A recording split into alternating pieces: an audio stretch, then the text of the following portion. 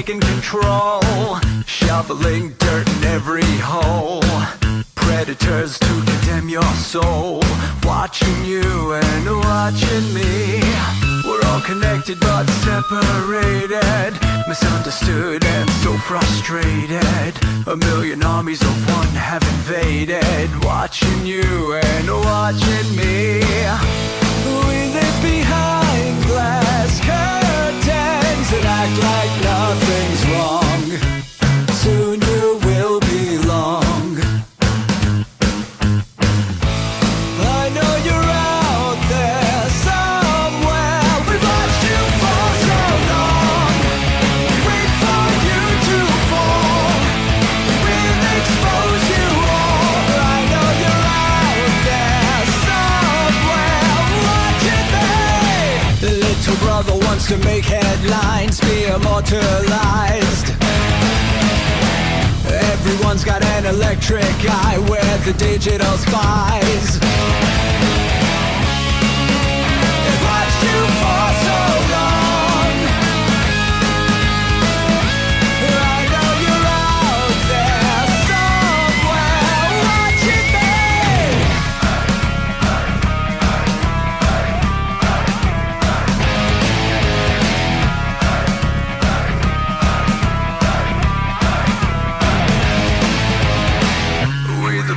have taken over.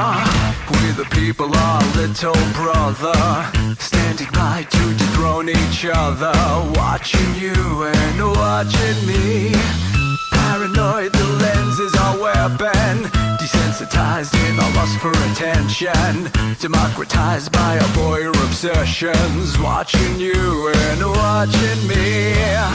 Slaves to perfection, don't let them project you as you are, reveal your every flaw. I know you're out there somewhere. We've watched you for so long. Wait for you to fall. We'll expose you all. I know you're out there somewhere watching me. Little brother wants to make headlines, be immortalized. Everyone's got an electric eye, we're the digital spies. They've watched you for so long. I know you're out there somewhere watching me.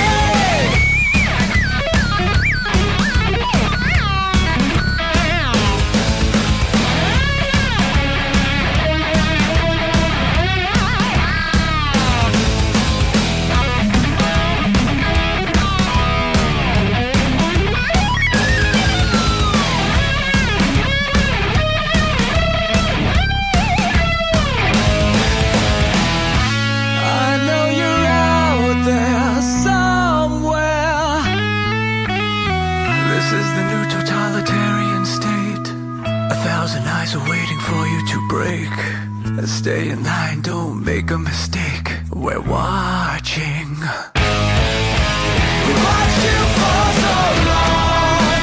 We wait for you to fall. We will expose you all. I know you're out there somewhere watching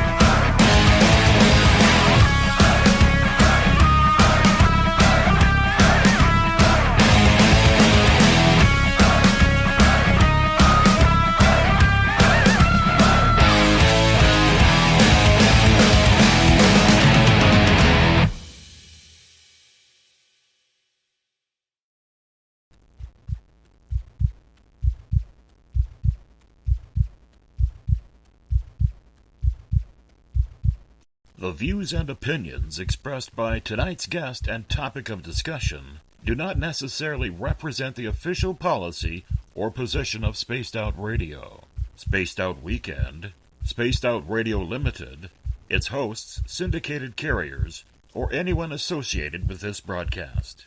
Any rebroadcast, reproduction, or other use of this broadcast or podcast without the express written consent of Spaced Out Radio, Spaced Out Weekend, or Spaced Out Radio Limited is strictly prohibited. Listener discretion is advised.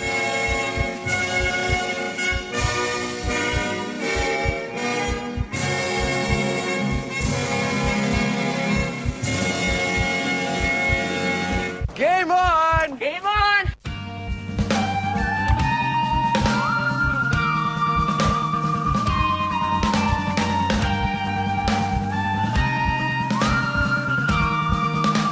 Are you experienced?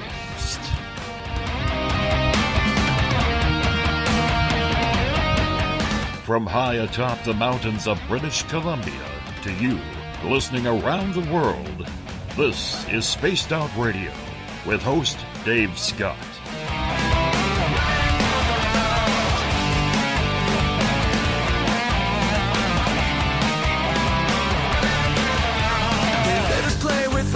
Dave, oh Dave, are you playing with those Bigfoot and aliens again? Superman, that we're the only ones who can be strong, but we break on command 'cause women rule the world.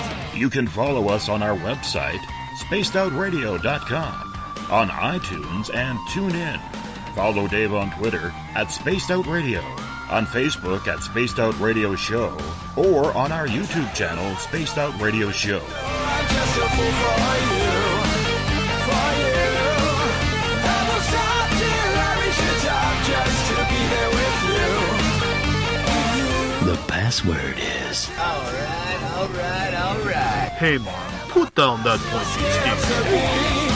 I'm such a lucky guy, 'cause after all this time, it's like the deeper I go, the deeper I fall. Buckle up, space travelers. It's time to go for a ride on Spaced Out Radio.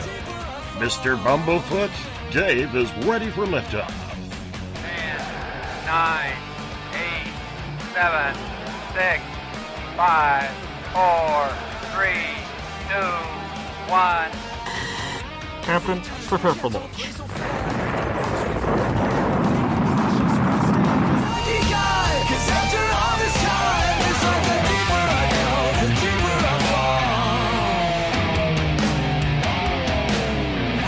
The deeper I go, the deeper I Good evening and welcome to Space Out Radio tonight. I am your host, Dave Scott. It's good to have you along for the ride wherever you are on this great planet we love to call Earth. We are live right here in Uncle Jimbo's cabin, right here in the Great White North on this Friday night, early Saturday morning if you're on the East Coast. Let's welcome in everyone listening in at spacedoutradio.com, on Spreaker, on the United Public Radio Network, Renegade Talk Radio, the High Plains Talk Radio Network, and on Revolution Radio. We do this thing every night of the week as we rock in and out of every show, thanks to our resident guitar god, Mr. Ron Bumblefoot THAL, formerly of Guns N' Roses, currently of Art of Anarchy. Yes, Bumblefoot is the official sound of SOR. You can also follow us all over social media, on Twitter at Spaced Out Radio. Give our Facebook page a like, Spaced Out Radio Show. On Instagram, you can follow me at Dave Scott, SOR. Subscribe to our YouTube channel, Spaced Out Radio Show. Tune us in on TuneIn, download this show and others on iTunes, and of course, our website is spacedoutradio.com. If you want to take part in this show, because we don't take phone calls, well, very rarely do we, you'll have to sign in, though, to one of the chat rooms, either on Revolution Radio, on Spreaker, on the UPRN chat room, and on Facebook at the SOR Space Travelers Club. Or if you're on Twitter, use the hashtag SpacedOutRadio, and I will get to your questions in there as well. On our website, if you haven't signed up for the SOR Space Travelers Club yet, I'm going to tell you right now, it is time. $5 a month, your name gets entered into monthly prize draws. The next prize draw is 1 week from tonight.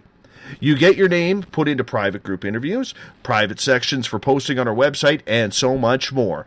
If you listen to spacedoutradio.com, you know I write a weekly blog. I'd love you to read that. And, of course, Eric Markham's SOR Spacewire is there for you to read as well. If you've had a sighting you can't explain, our intrepid researcher Mike Schmidt is ready to find out what's going on with you. Fill out an SOR Sightlines report for us so we could get that for you. We want to welcome in everyone listening in on our newest affiliate, Renegade Talk Radio out of Las Vegas. Yes, we are live in Sin City. We want to thank everyone listening in on the United Public Radio Network, live on 107.7 FM in New Orleans and over 160 countries around the world. Good to have you with us. And remember, if you're listening in on Revolution Radio, the Double R Machine is a donation station financed by you, the valued listener. Head on over to freedomslips.com, donate today, and while you're there, pick up some great gardening seeds for this spring. It's only $50 donation. We'll send them to you as well. Tonight we venture back into the wilderness as we finish off the week, looking for creatures that roam the night, the forest, and the streams and lakes. Creatures that, according to mainstream science, aren't supposed to exist. Yet, annually, thousands of people make claims that there are monsters among us. From our lakes to our forests, reports almost come in daily. Sightings of sea monsters, Bigfoot, Dogman, Chupacabra, pterodactyls, and other strange anomalous cryptids, some so bizarre it's like they're written for a sci-fi comic book. But the people that make these claims are usually good, honest, hard-working people, like you and me, who've never had an experience like this, or a sighting like this ever happened to them. Now, one of the best investigators in the field of cryptids is J.C. Johnson of Crypto Four Corners. In the field, J.C. is so thorough with his investigations and research that he's actually been dubbed by his peers as the cryptid equivalent of Indiana Jones. J.C. has been a river and outdoor guide for more than 2 decades. In that time, he's easily become one with his environment. And so for J.C., it's easy to pick out when something just isn't looking right. We're getting into the cryptid world tonight, literally with one of the best in the world, J.C. Johnson. It's a pleasure to have you on Spaced Out Radio. How are you? Doing fine. Pleasure to be here. It's a great pleasure to have you with us because you're going to be with us all night, and we're going to get real heavy into the cryptid world. And, you know, like a lot of members of my audience, I love these topics because I am a Bigfoot experiencer. In 2013, September 9th or 10th to be exact, I actually had a sighting with a good friend of mine in the backwoods of his property here in British Columbia of 2 Bigfoot within 100 feet of us. It was an amazing occurrence. And ever since then, I'd always believed that they were there, ever since I saw the Patterson Gimlin film as a kid. But when you have that experience for yourself, it sure is mind-numbing and jaw-dropping because you never expect to see the unreal. You know, the thing is, too, is we're not wired to look at these things. We're wired to look at chimpanzees in a zoo or bears or something like that. When you see these anomalies, these cryptids, it's just something that we're not wired for. Now, over a period of time, you can get used to them. So, you know, the furry people, as I refer to them, aka Sasquatch, Bigfoot, you get into a position in a mind think that, you know, okay, that's them, here they are. My mind's already sorted that out. So I can see them without great shock and you know, it used to be, you know, your jaw would drop and your heart would blow out of your chest. And now I can see them and I just, you know, I wave at them. And, you know, I wouldn't call it a relationship, but it's a position where I think that they're kind of freaked out. And this guy's not running. this guy's looking at us. He's waving his arm. What's wrong with this guy? You know, but it's a bit of conditioning. What made you, after 20 years of being an outdoor guide, a lake guide, a river guide, decide that you had to get into the cryptid world? Everyone has a story, JC, whether it is strictly because you have a major curiosity after hearing all these stories, or have you been an experiencer yourself? Oh, on many occasions, repeatedly, but the catalyst to the whole event, there's a lake on the Mogollon Rim in Arizona called Blue Ridge, and it's sitting about 7,000 feet high, and it's got beautiful aspens and conifers and ferns, and it's just a beautiful place. And what they've done is dammed up Clear Creek proper. So when you get into this big reservoir, it looks like a river. It's got miles and miles. You got about 5 miles of one side of the landing when you get there, and you get about probably up to 6 or 7 miles of water, depending on water levels on the other side. So, it's a big reservoir, and it resembles a river, and some of the channels are somewhat narrow. It looks like you're on a river, but there's no current. But what you have back there, just, really deep canyon situations where, it's nearly impossible to climb out and get out of there once you're down inside. And it's just a hotbed of activity for the furry people because they've got water, they've got huge elk herds and deer and so forth. So, it was, years went on and strange things were happening at our river camps. And sometimes I would have many, many people back in these deep canyons who, they'd kayaked or canoed back there or whatever. And, for weeks at a time, I'd run camps out of these back canyons and host a bunch of different people coming in and out. And they had strange stories. And sometimes I would leave someone at the camps because we had a fairly established camp, and I would go back to town and, seek employment or work something, and then come back and find the people there pretty well freaked out. So it was a situation where, let's say I've got this table set up that was kind of a kitchen area, and you'd be out after a day of fishing or frolicking out on the water, hiking, things like that, and come back to the camp and find salt and pepper shakers moved around or things on the table manipulated. And I couldn't explain it in a natural way. So we came up with Ridge Bear. Oh, Ridge Bear was here again. He messed around with our table and our salt and pepper shakers and, we just moved stuff around. And in the back of my mind, I knew it took hands to do something like that. But I needed a convenient explanation for people, especially people out there that were trusting me with their safety and well-being. So Ridge Bear is the label, just like, we need labels on so many different things so we can understand. And so I made up a label. We called it Ridge Bear. Oh, Ridge Bear messed with your tent last night. Oh, Ridge Bear, blah, blah, blah. But it was all I could really come up with. And it wasn't until, and I'd heard things, I'd seen things, I'd had rocks drop in on me, so many different phenomena related to the furry people, but I couldn't quite put my finger on it, or I wouldn't, I suppose, at the time, egress a situation where it was something I just didn't understand. I wanted control of all the situations, as we do as humans. We want absolute control of all the situations we're involved in. But it was early one spring. My friend Christian Fackrell, he's a Gulf War veteran. He's a tank driver. And I'll tell you right now, don't ever let him drive your vehicle because he thinks it's a tank. But we got into Blue Ridge early spring, just after ice out. And I had a great big Osagian canoe, and I could take thousands of pounds of gear in this. And at this particular time, I had an 8-horse outboard on this canoe and then a trolling motor. And we got to Blue Ridge, and we had to be careful because there were still some ice sheets out there floating around you could run into and mess your boat up.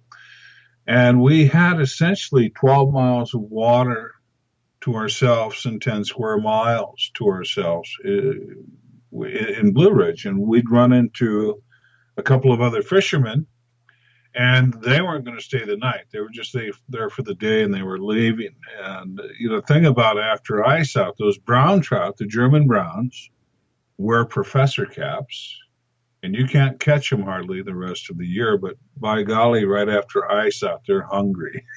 So, it's your best opportunity for the German browns. And, we messed around all day, and it'd been a particularly dry winter up in the northern mountains of Arizona, and a dry spring. And all along the reservoir were bear tracks and bear sign everywhere. Every square inch of that reservoir, miles and miles of it, there were bear tracks coming down to the water. And at this point, I dealt with the bears before, and I didn't feel like having to whack a bear and all the authorities in and game and fish and so forth. So we were going to leave. I wasn't going to camp on shore because I knew it'd be a bear party and everything else. But then I remembered a 10 by 12 rock about 3 feet out of the water that we'd come by earlier in the day. And I said, let's go find that rock. We'll take some bungee cords and rocks and duct tape and whatever, and we'll get the tent secured on this rock, and there'll be enough room for us to put up a couple of chairs and my little barbecue grill, and we'll make the best of it, because I'm not leaving. I don't want to leave. And behind this rock was about a 70-foot rock face, 200 or 300 yards long, and I'm like, this is essentially bear proof. We're going to be great here. So we went back and we found the rock, and sure enough, we got the tent secured there, and we had room for a couple of chairs, and we had room for my barbecue grill, and we got all set up, and we spent the rest of the day fishing and messing around, and those other fishermen had left, so we had the place to ourselves. So we were cruising around in my canoe, singing silly songs and making loud noises, and we got back to the rock. We were making loud noises there, just having a great time. A couple of guys, good friends, having a good time. And I think we probably turned in around 10 o'clock, and I woke up around midnight or 12:30 or so. And I was sharing the tent with my friend, and he had thrown everything in the tent he could possibly find on me. There were beer cans on my chest, pop cans, Kleenex, shoes. And I'm like, hey, why'd you throw all this stuff on me? Because you were snoring and keeping me awake. But that's not a problem. Now listen. And on the back canyon, you could hear it. It was a shrill scream. And it would let up for just a brief millisecond and start right back up again. And it was coming toward us. It was coming toward us. And my friend Christian had served in the Gulf War, and one of his stations was in Germany in the Black Forest. And it came to mind to him. He goes, it's a banshee. Banshees travel through the treetops. They have 3-inch long nails, and they'll strip you and rip you, and you're dead, and blah, blah, blah. And he's giving me the banshee lore. And we're hearing this thing moving toward us, and it apparently it could sound like it was coming through the treetops because of all the branch snapping and all the noise that was being heard. But in the back of my mind, I'm like, no, this is making a trail to us, and it's smashing down everything in its way. And it got right on top of us, and the rock face that I was talking about, it stood up on a ledge, and we unzipped the tent and took a look at it. And, we had a pretty good chunk of moon, and it was just a huge hominid object, humanoid in appearance, but well over 9 or 10 feet tall, standing up on that ridge. And like I said, it was probably about 40, 50 feet away and looking up. And the first thing it did was launch a 3x5 rock like a discus. And this rock had to weigh probably 150 pounds. It was a big rock, but it just swirled out right next to our rock and hit the water and made a big splash. And I've got my aluminum canoe tied off to this rock that we're camping on. And the big wave from the rock makes my canoe smack into the side of the rock. So we've got the audible of this thing screaming, my canoe banging against the rock. And we're in total disbelief of what we're seeing. We're not registering what's going on because, once again, we're not wired for this. And we're looking up at the ridge, and every time we stick our heads out of the tent to look up at the ridge, it's picking up forest debris and launching it down on us. And so we've got pine cones with little rocks and whatever it could pick up off the forest floor, it was launching down on us. And not violently, but enough where it hits you in the face, you'd be like, ow, oh, and you back off and, retreat back into the tent. And this went on for quite some time, maybe only 5 minutes, but it seemed like a lot longer because of the surreal encounter that it was. And at one point in time, this thing quit screaming, and it took a big, deep breath, and it sounded like a 300-pound lung filling up. And then it started screaming again. So it finally left the ridge, and we could hear it leaving. And we had enough courage to climb up on the ridge the next day, get up around the rock face and get up on top of the ridge, and we could see where it made a trail coming to us, smashing through the forest, limbs and everything, and it made a trail leaving us. And there was some really huge impressions in, the pine needle forest floor, and nothing, no real discernible tracks. But, after this incident, I shut up and I didn't go back there for the longest time. And we had a paddle club, outdoors club, Northern Arizona Paddle Club and Outdoors for canoeing and kayaking and so forth. And a lot of the members got little bits and pieces and word of what happened out there. And my buddy Christian wrote up a report, and he thought he sent it to the paddle club, and it got to me. And I'm like, ooh, I can't let this get out. So I kind of censored it a little bit, and then I did a report that I released to the paddle club because I was trying to be, I guess, kind of politically correct and everything else about what happened to us there. So this remains to the day the legend of the Blue Ridge Banshee. But once again, it's not a banshee. It's a large, hairy hominid, and probably 2 or 3 family groups in that area. Were you a believer in these stories like the Patterson Gimlin film, which I'm sure you would have seen, or were you thinking that this was all just a bunch of hokey make-believe at the time? As a child, I saw the Patterson Gimlin film. I read a lot on Bigfoot. Tim Beckley, a good friend of mine. I grew up on a farm in Wisconsin, and I remember once a month, Fate magazine and Saga magazine, my parents had a subscription to it. And my brother and I, to the day, know when the magazine got out there. We'd race out to the mailbox because it talked about Bigfoot and UFOs and the Loch Ness Monster and blah, blah, blah, and blah, blah, blah, But that's something I more or less left behind me as a child. I think I was fairly convinced there was something going on in the Pacific Northwest, in the back of my mind, not necessarily in the Mogollon Mountains of Arizona, but, that special place, the PNW, it was going on there. That's where they lived, that's where they were, and that's where they would stay. And I never had to encounter or worry about something of that magnitude in Arizona or New Mexico or Utah or Colorado, the Four Corners area. But, that night was an eye-opener. It's kind of a PTSD moment looking back on it, because once again, we're not wired for this. And I wasn't wired for that kind of activity. I know the feeling. I mean, a lot of people who've never had that experience, JC, for the first time or ever, don't really understand what it's like to be in that position, to see something that technically in your mind and in mainstream science isn't supposed to exist, yet there it is right in front of your eyes. And one of the things that we have talked about a number of times on this show is, how would you react? Because you've heard many people over the years, I would have chased it down, I would have ran after it, I would have grabbed my camera.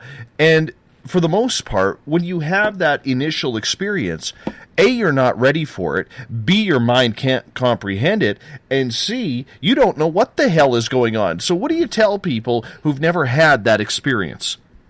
Well, amazingly enough, my buddy Christian had a techno band, and he had a sound recorder with him because he would take samples. And we were singing a silly song earlier, and he actually got a song that that he has in his techno version, this silly song we were singing earlier. And he was taking samples, and he would mix it into his music and so forth. But we were singing this silly hoo-ha on the hoo-ha song. And, once again, we had this voice recorder in the tent with us, and just too shocked to even think about turning it on, because we could have recorded these horrible screams. I think it was an adult male, and we disturbed his slumber during the day, and he came through the forest to kind of demonstrate that he wasn't really happy with us. But, once again, we could have picked up the sound recorder and recorded the sound. And I think I had a camera in a backpack somewhere. I mean, I could have whipped out the camera and tried to get a picture. You don't think about those things when you've got the mesmerized rewire of your brain looking at this thing that doesn't exist, that your mind can't compute and make sense of. Very well indeed. So when people come up to you now and they say, oh, I would have grabbed a picture of it, or I would do this, or I would react like that, do you just kind of shake your head at them, JC, and you're like, yeah, no, you wouldn't? I monitor the YouTube channel as Crypto Four Corners or JC Johnson. I think we have well over 50 investigative videos you can go look at commercial free. If there is a commercial, it's because I have content that YouTube says they have the rights to or whatever, and there'll be a commercial. Otherwise, I don't have advertising on my channel. I won't be accused of making money off of any of these phenomena. More elusive than the Chupacabra, Loch Ness Monster, or Bigfoot is this mysterious check writer that writes checks for the stuff that we're doing. I'm looking for that guy, because the people that say, "Oh, you're just in this for the money," there is no money. Everything we do has been, is been, and is out of pocket forever, and for and to, and therefore out of pocket. Nobody's writing checks for this, folks. I'm sorry, So once again, you're just in it for the money. I want to slap you because there is no money out there, and I'm not looking for it. Once again, I think I've taken all the temptations out in front of me, away from me, especially getting rid of the advertising on the YouTube channel, because I could probably make, a fair amount of money here and there. We've got all these different videos and all these different viewers coming in and tuning in. I've taken that temptation away. There's no money in this for me. There's no drive financially to be involved in these different phenomena. So, and going back to another woulda, coulda, shoulda, I'll give you a scenario. We were following up, and it's another video that's on YouTube, and a pretty good Phantoms and Monsters article from Lon Strickler, but it's the ultra-terrestrial investigation. And this particular situation, Navajo Criminal Investigations had gotten a hold of me, and they're like, hey, we think this guy had something horrific happen to him. We believe him, but we don't have the time or the resources to follow up with him. And we've been talking with his college professor, and this kid's really upset. You need to get out there if you can and talk to him and blah, blah, blah. So went out there, we did the interview, and full on, absolutely convinced that what happened out there in many extenuating circumstances. We've got state police involved. We've got this Universal Soldier guy showing up all decked out with a pistol on his hip and his ankles and shoulder rigs and guns galore, and no insignia or patches on his uniform and no insignia on his vehicle and so forth. So just a really strange, bizarre situation. And we have a situation where the uncle of this young man beat something down resembling a gray alien, made it unconscious and or killed it, whereas the Universal Soldier went over and got the body of said creature, where the state police went back and took selfies with their cell phones with said creature and Universal Soldier. It's a long, deep, drawn-out story. Long story short, Jack Carey came out to help me follow up on a couple of situations. One of them was a track find up by Newcomb, New Mexico, where we had about 3/4 of a mile of Sasquatch prints meandering down into a canyon where the strides went from 4 feet to 5 feet. Eventually, the strides go from 5 feet to 7 feet, and the trail stops. Dude got beamed up, evaporated, or sprouted wings. Another strange situation. So Jack came out to help me follow up on a couple of these situations. So the next day we went out to the ultra-terrestrial investigation outside of Gallup. And what was interesting is the witnesses heard miniguns, explosions, gunfire. So before these craft came into sight, something was engaging them in some type of hostility. What I wanted to be sure of is it wasn't some type of ground engagement, tanks or whatever, our forces or something, our tax dollars, whatever it is, engage these ultra-terrestrials. So we were driving around the whole perimeter of the area looking for some type of ground engagement. And after that day, I was fairly convinced that we didn't have a ground engagement. So it had to be something aerial going on. But driving across the high desert, Jack and I are sitting in the back of this Jeep, and our witnesses are driving. And they got a little bit of rap music going on, talking back and forth. It's husband and wife, and Jack and I are talking. And they inform us that there's something up off the trail up a ways. And at first they said, it's a Bigfoot. It's this, it's that. They go, oh, it's a girl. I go, a girl? Out here in the middle of nowhere in the high desert. And I rolled the window down, stuck my head out so I could see, and it was a girl. And as we're rolling up on her, from a distance, she has what I could say attractive features. She's got, kind of shapely looking. And, other than some crazy hair going on, she looked attractive from a distance. As we were rolling up on her, I said, well, you guys stop. Well, let's ask her if she needs some help or a ride or, you want some water, that type of deal. So, we're rolling up on this situation with the intent of helping somebody who's probably in desperate, dire straits. And as we get closer, she's wearing this filthy, grease-stained dirt filth, one-piece denim getup that ends in like a skirt. And it's ripped and it's torn and it's filthy.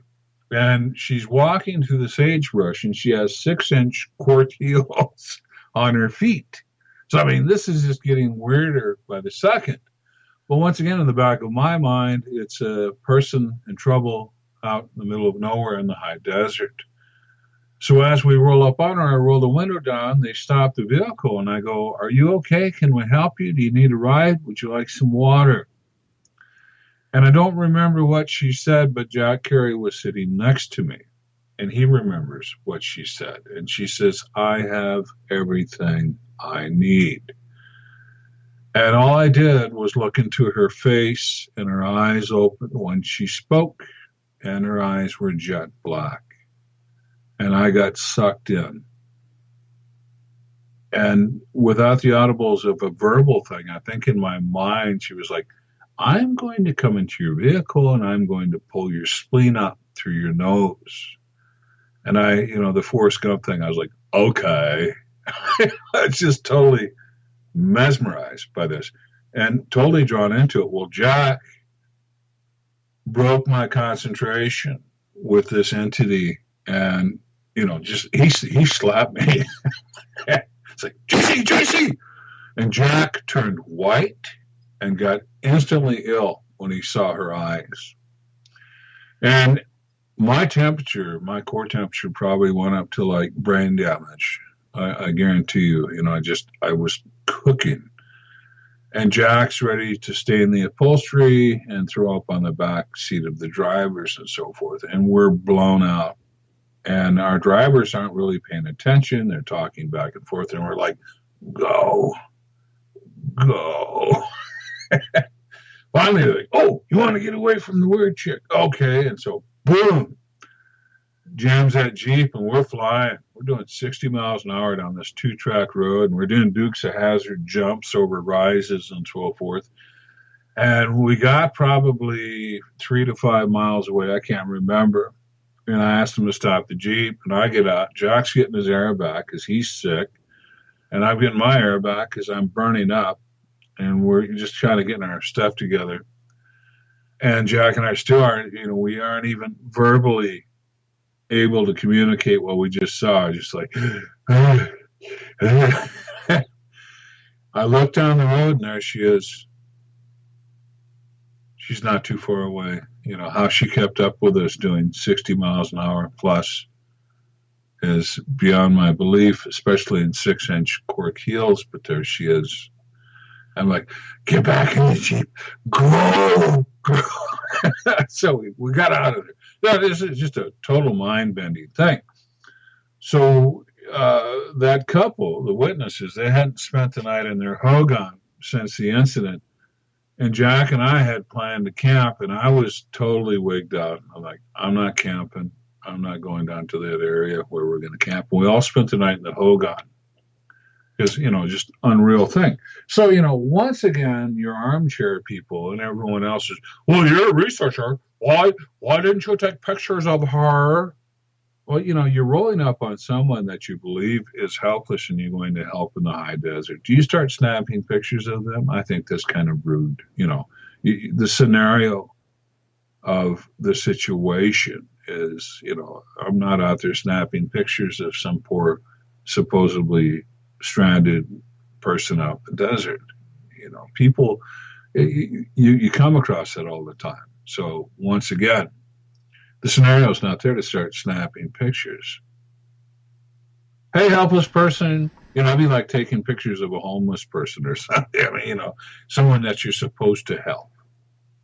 You know what? It almost sounded, JC, that you ran into an adult version of what they call the black-eyed kid.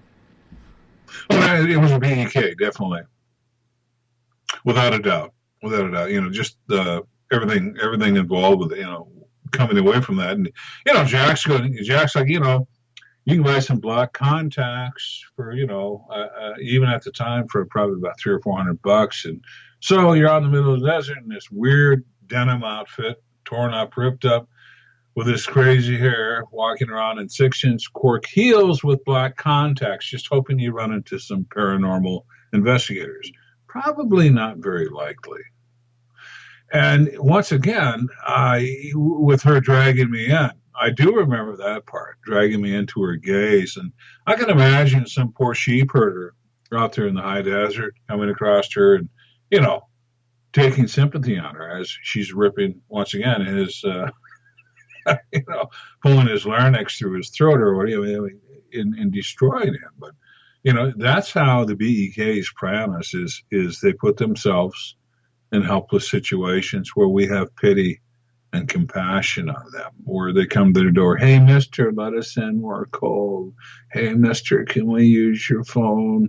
Or whatever, they put themselves in helpless situations so you'll feel sorry for them. And let your guard down and let them have access to you.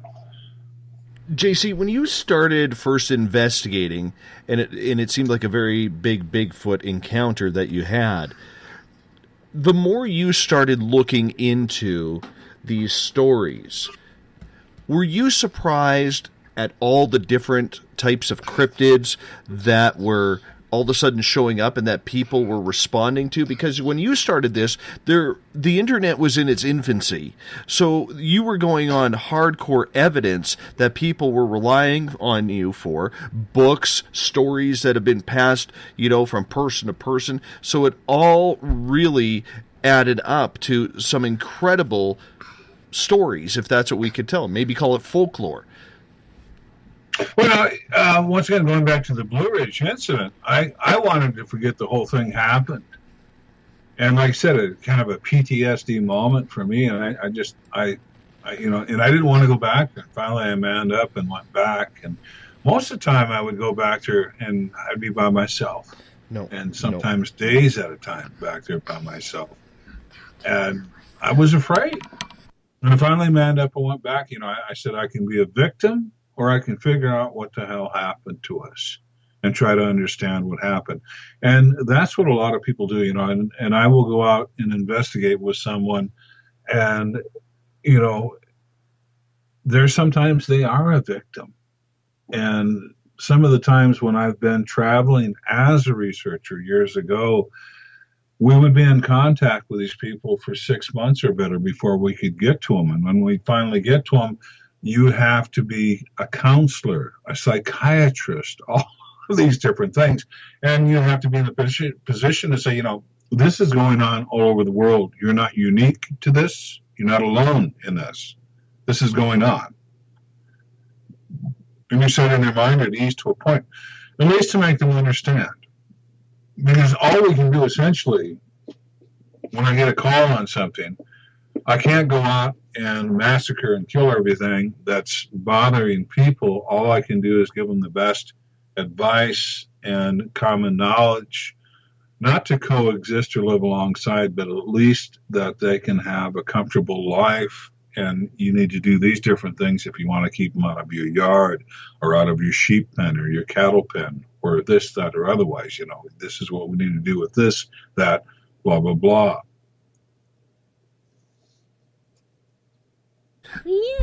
I apologize. I got my little guy. He's been sleeping all day, and he's had a pretty tough week being sick. Well, he needed some daddy time, so he's crawled into my studio with me here, JC, to co-host with me. He's got his own headphones in listening to you right now, so if you hear him behind me, that's just what it is, because he's sitting here drawing and needed some daddy time. But, okay. JC, when you have your encounters of your own specific nature, do you judge them towards what other people are experiencing or reporting to you as well, or do you use yours as any type of reference or guideline? You know, that's a tough call too, because, you know, my son was up. He got out of the Army after 10 years. He was a Ranger sniper and so forth. And now he's going right back in. He was out for 9 months and he signed back up. And I'm glad that he's under a new administration, because it was the former administration that he and a lot of the service members were frustrated with and left. And now under a new administration, I think they can all look forward to a healthy, happy career in whatever they want to do with the armed forces. But we went out. We've got a range that we're working on out here in the North Woods, and it's several hundred acres. And the snow was so deep, and my son got stuck in his 4Runner, which this thing has huge tires and everything else, and it's lifted, and he got stuck, and that scared the hell out of me. So we got him dug out. We found another access point through the woods where there wasn't as much blowing and drifting snow. So I'm opening the back of my Jeep, and I look, and here's 2 huge thumbprints on the back of my Jeep. And I can kind of tie into the fact they were trying to open my lift gate on my Jeep.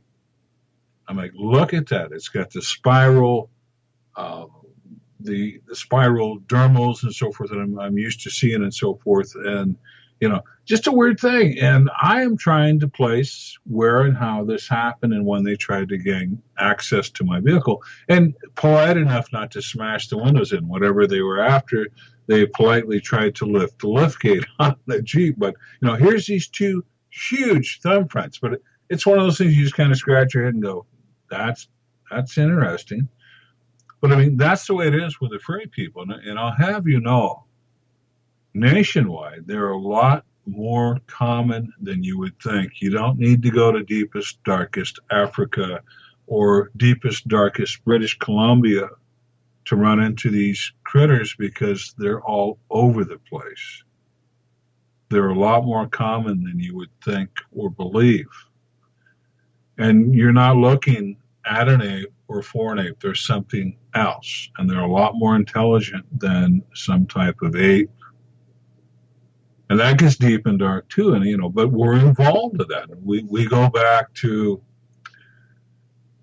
the whole genome study with Dr. Melba Ketchum, of which we submitted samples from the Four Corners area. We had the first piece of skin to come into the sampling, and it was all just brand new and fascinating for us, and this is several years ago. But as, you know, she's unraveling and taking apart these different things, it's just so fascinating at the time to find out that most of the mitochondrials that made it into the study, actually all of the mitochondrial testing that made it into the study, which some of them went on to go and get whole genomes done. And that's when you do the nuclear testing. And the nuclear testing is who's the daddy, because mitochondrial DNA tells you who the original mother is. So going back to the mitochondrial DNA, we had Jewish ancestry, Asian ancestry, Native American ancestry, African ancestry, all of these different things tied up in the mitochondrials. But these are non-human hairs giving human mitos. These are non-human pieces of DNA yielding human mitochondrials. And once again, the way the information is controlled, they'd had everything set up right from the get-go to discredit this poor woman. And we did double-blind testing. I think Dr. Melba probably even had up to a dozen labs that she was sending the samples out to have blind testing done, and they were coming back with the same results. And they were calling her up and says, "What are you doing? Is this a new species? What's going on here?" Because they were kind of freaky-deaky about the whole thing. And of course, you couldn't tell them. It was a controlled study. And the blind testing, they were coming back with the same results that she'd come up with. So we've got human mitochondrials. And one of the first samples we sent in, it's another YouTube video. I think it's called The Harvest. This individual was trying to capture a skunk. And the skunk ran inside a great big long irrigation pipe. Well, the first thing this guy did is pull these little flippers that control the water flow coming out of the irrigation pipe, pull those off so he could look inside the pipe. And when he'd located the skunk, he punched a hole through the pipe on either side, trapping the skunk in the middle. Then carried the pipe out into the middle of the field. And the whole time he had a hold of the skunk's biting the crap out of him and so forth. And after the fact, when he finally set the pipe down where he was probably pretty sure he could catch the skunk if it got away, he bled all over the top of the pipe. There was a lot of blood there of a hairy hominid variety. The first thing he did was tear the skunk scent sac off. That was first and foremost. He tore that off. Now, something came back, or he came back during the night, because the local family there was their field. They got on it right away. But he came back during the night, or something came back during the night, ate one of the legs, and then threw it up. Now, that was something I didn't want to bring back as a sample. I'm like, you can pick that up if you want. Let's pick up some of these pieces off the pipe and get some blood swabs and so forth. But I think it was a chunk of his knuckle punching through the pipe that was able to be sent into Dr. Melba. So we did have an actual piece of skin with, a fleshy piece going in.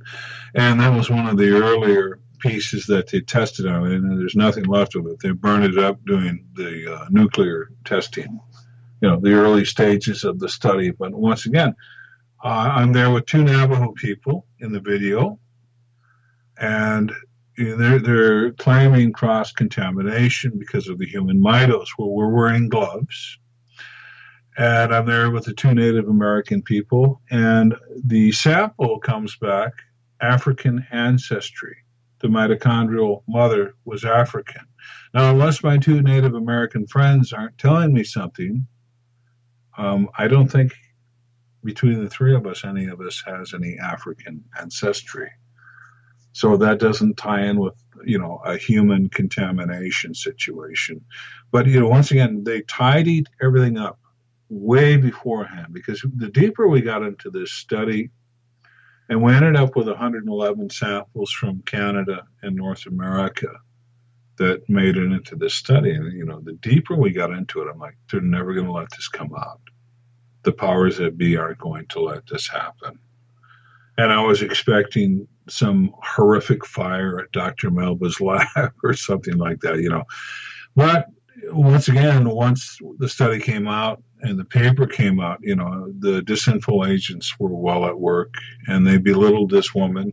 And she's got forensic pathologists and PhDs. There's all kinds of people involved in this scientific paper with very high degrees. And you've never heard any of them come out with anything negative about this study. And no one's been able to disprove anything about this study. It's all hearsay and blind, bigoted, and there's some gender bias going on too. But the old school of Scientifica, and that's my word, I made that up, Scientifica.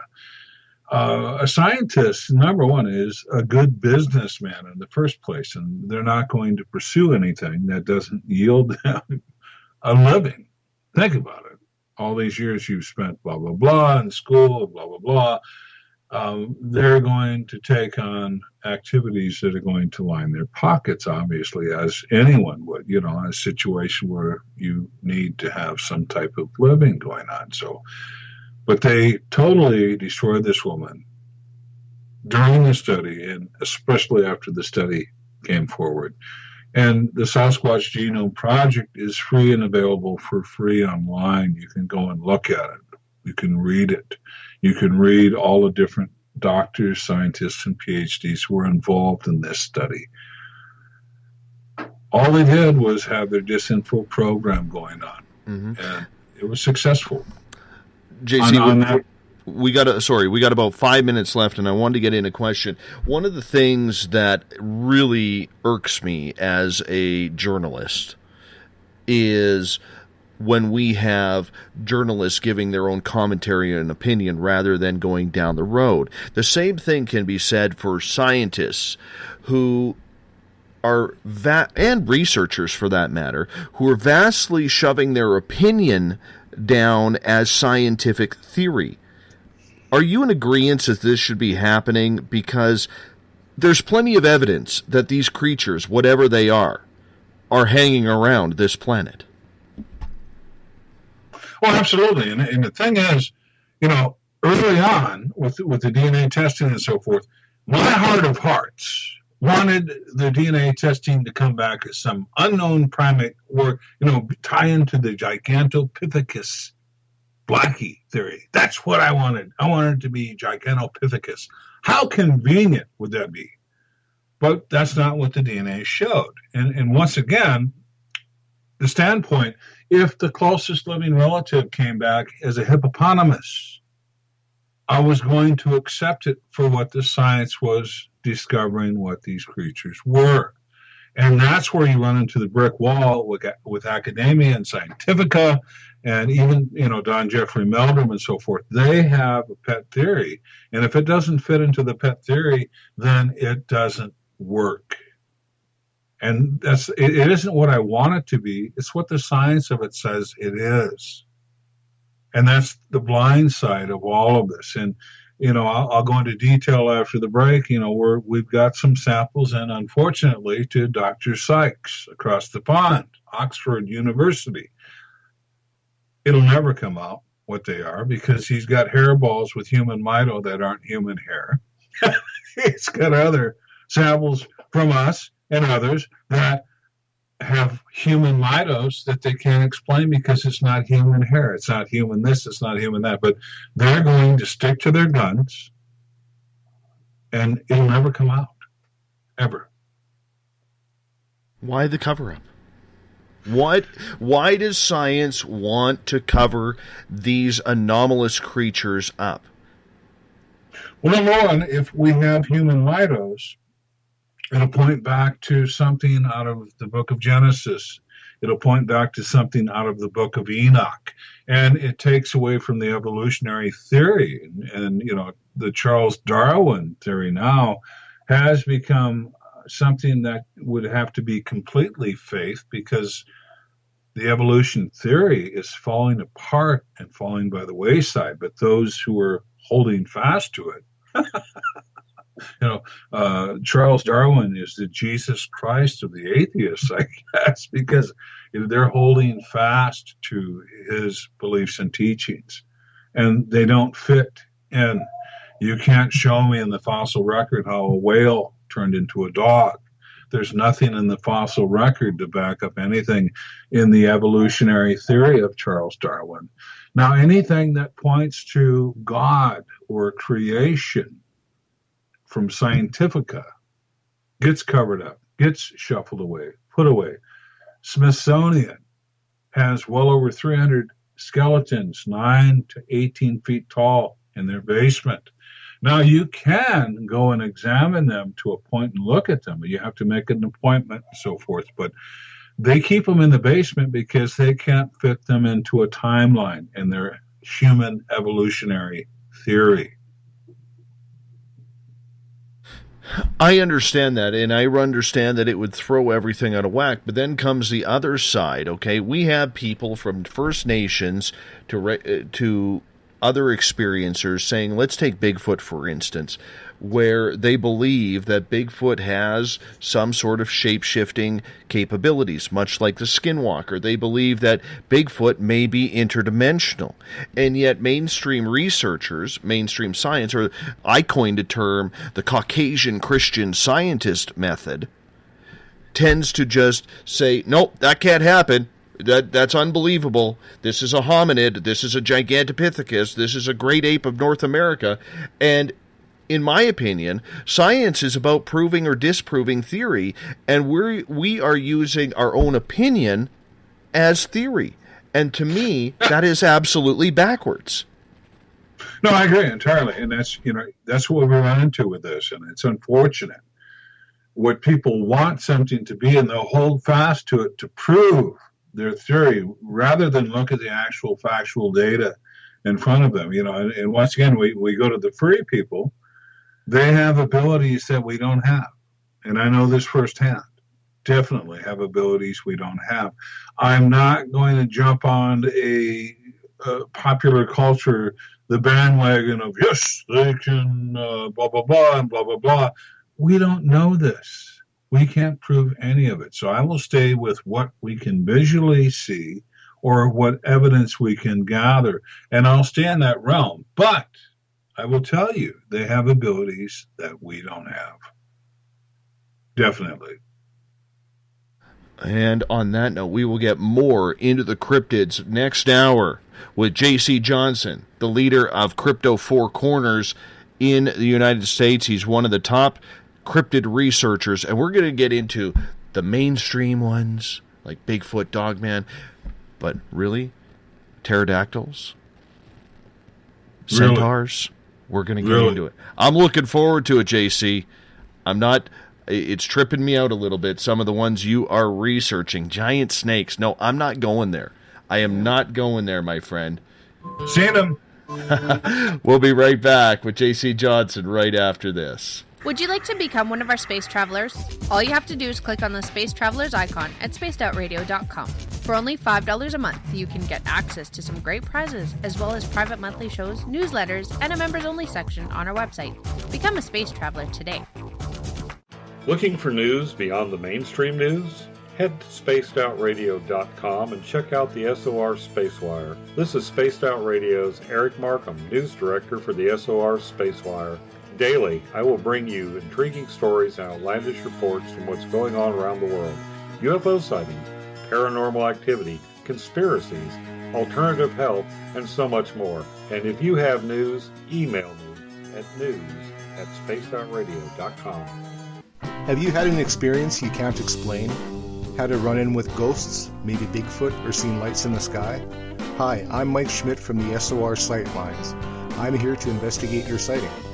Head to spacedoutradio.com and fill out a report on the Sightlines. All your information is 100% confidential, and I will help you figure out what you've been seeing. File your report, and let's find out the answers together. Visit purpleplates.com today. For over 40 years, the Purple Energy Plates have been delivering amazing results for their many customers.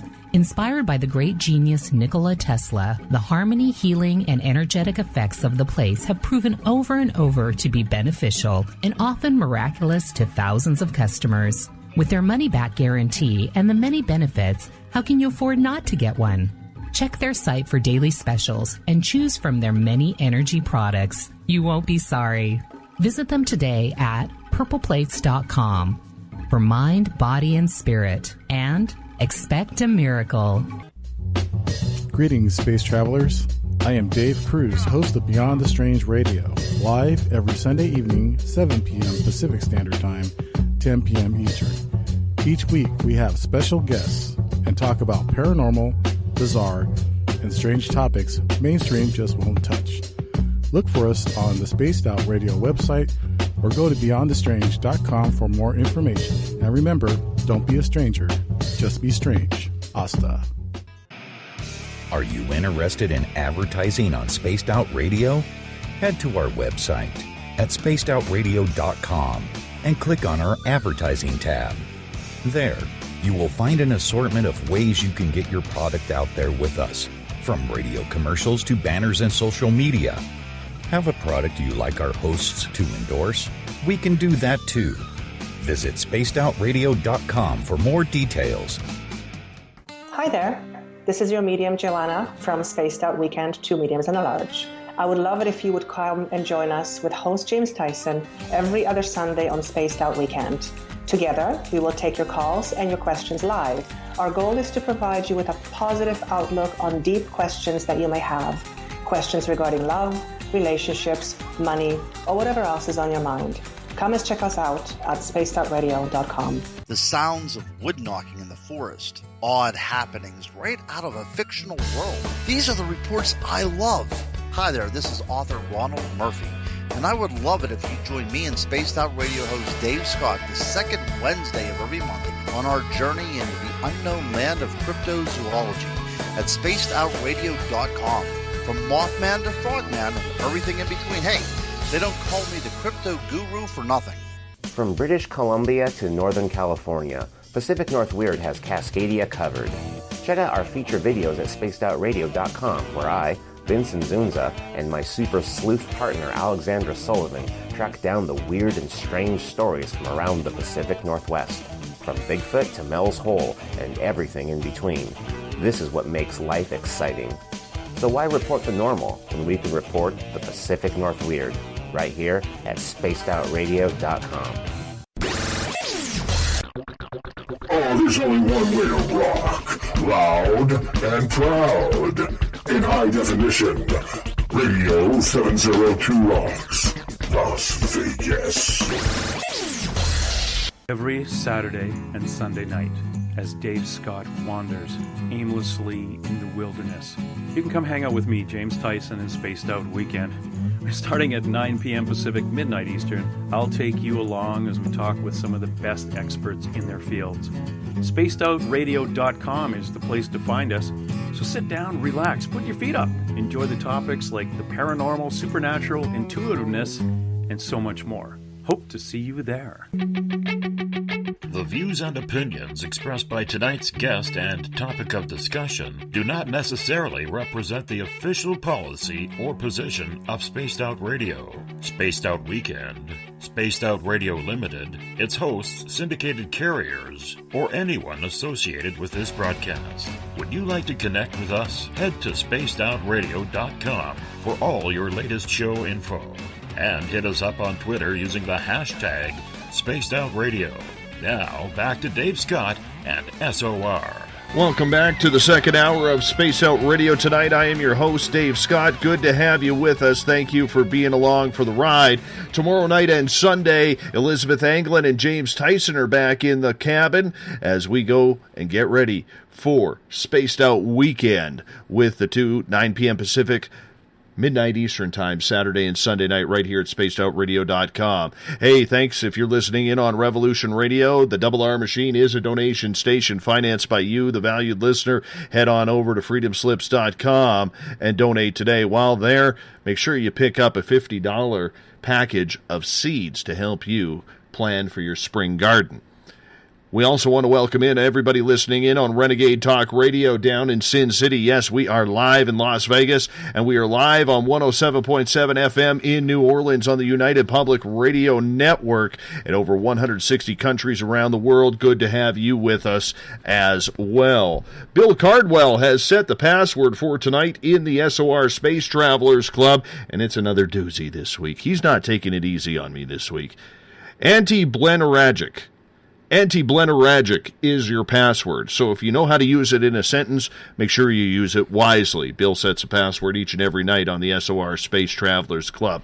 Hey, if you're a social media junkie like I am, make sure you give us a follow on Twitter at Spaced Out Radio. Use the hashtag Spaced Out Radio if you want to chat with me live during the show, or you want to ask a question. Just come on in and get it done. Hashtag Spaced Out Radio. Give our Facebook page a like, Spaced Out Radio Show. Tune us in on TuneIn. Download this show and others on iTunes. Our website is spacedoutradio.com. While there, we have a plethora of features for you, including joining the SOR Space Travelers Club. It equals out to about $5 a month. We want to give away some swag to you, so sign up today. We are talking cryptids all night to round out this second week, make that the third week of January. JC Johnson from Crypto Four Corners is with us. JC, welcome back. Thanks for having me. Appreciate you doing this. Right before the break, we were talking about the way science looks at cryptids, namely Bigfoot, because that's still, after the Patterson-Gimlin film, which is 50 years old, is still the number one cryptid at the top of the list, in my opinion. What do you think Bigfoot is? Well, once again, it gets really confusing because if we look at the DNA evidence that's available, that's been done, that's been published, that's been studied, when you've got human mitochondrials, that goes back to a biblical concept. Well, the sons of God found the daughters of men fair and took among them all the wives they wanted. So obviously we have a copulation, an unholy copulation, starting in the gianthood, if you will, and then we've got genetic manipulation going on thereafter. We read in the book of Yashar, in the book of Jubilees, in the book of Enoch, how the sons of God taught the daughters of men how to do different things and mix things. And, so we've got angelic DNA combining with a fish. What do we get? A mermaid. We got angelic DNA combining with a cow. What do we get? A minotaur. We've got angelic DNA combining with a horse. What do we get? A centaur. These things were real at one time and were among us. I think before the flood, to go back to the book of Enoch, which goes into great detail about what the Watchers did. The bar scene out of the first Star Wars would be a lot like going into a bar of the time of Enoch. Got these weird things going on. These things happened. And some of these things survived the flood. The flood was to wipe out all the genetic manipulation that happened, that went on. And some of these things survived the flood and went on to continue their species, if you will. And we go to the dogmen. The dogmen are a successful genetic manipulation. At one time, they were sought after by kings and rulers to fight in their armies as paid mercenaries because they were fierce in battle. Can you imagine having huge teeth and fangs and hands to swing a sword and to run at incredible speeds and to move fast and to have canine reflexes? Imagine that. So at one time, they had their own culture. Marco Polo writes about the dogheads, the dogmen. We've got early explorers of this planet writing about the dog people. It's fact. I think the advent of modern firearms is what has put most of these things into hiding because they couldn't rely on their brute abilities or brute strength to master the food chain anymore. They're in hiding because of modern firearms. There is a belief that Sasquatch can smell gunpowder from a long distance away, and that has actually really been the reason why a lot of hunters don't run into Sasquatch. Would you buy into that theory? Obviously, you're not going to get there before they get there. They see you in the woods. They know your every movement in the woods because they're there before you get there. The only time you're going to see them, if they want to be seen or by accident, is if you get there before they get there.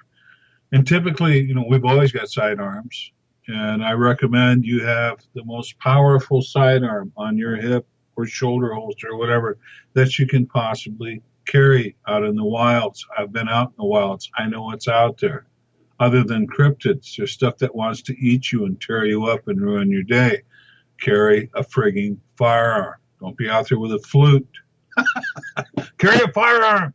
Anyway, they don't have a problem. The furry people don't have a problem with us having sidearms. I think they do get offended with long guns, rifles. I think they find long guns and rifles offensive. But sidearms they don't have a problem with. And sidearms are the equalizer for all of us because we're tiny. They're huge and we're tiny. And they still interact with us with sidearms. See, up here in Canada, you cannot carry a sidearm into the forest. Hopefully Trump will help you guys out. If you guys hang on. We're coming. NRA's coming. NRA's coming. We're going to help you guys. Working on it. Well, we'll soon see what happens with day one today, but let's keep this out of the political realm because there's a lot of heated people. That's why I wanted to get you on this night, is because we could deflect everything that happened from earlier on today and the protests that are going on, because there's no protesting Bigfoot. That's for sure.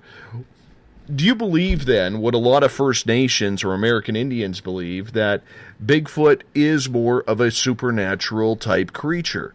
Because once again, I married into the Navajo tribe back in 1992, and I've had that contact with First Nations people in areas of hotbeds of activity and so forth, and it's a mixed review. It's a mixed review as far as what they look at, but I'm finding footprints and poop. Okay, so. Whatever's going on in this domain, in this realm, they're taking in calories, they're leaving footprints, and they're pooping. So, that's where we're at with that. Where do you go from there?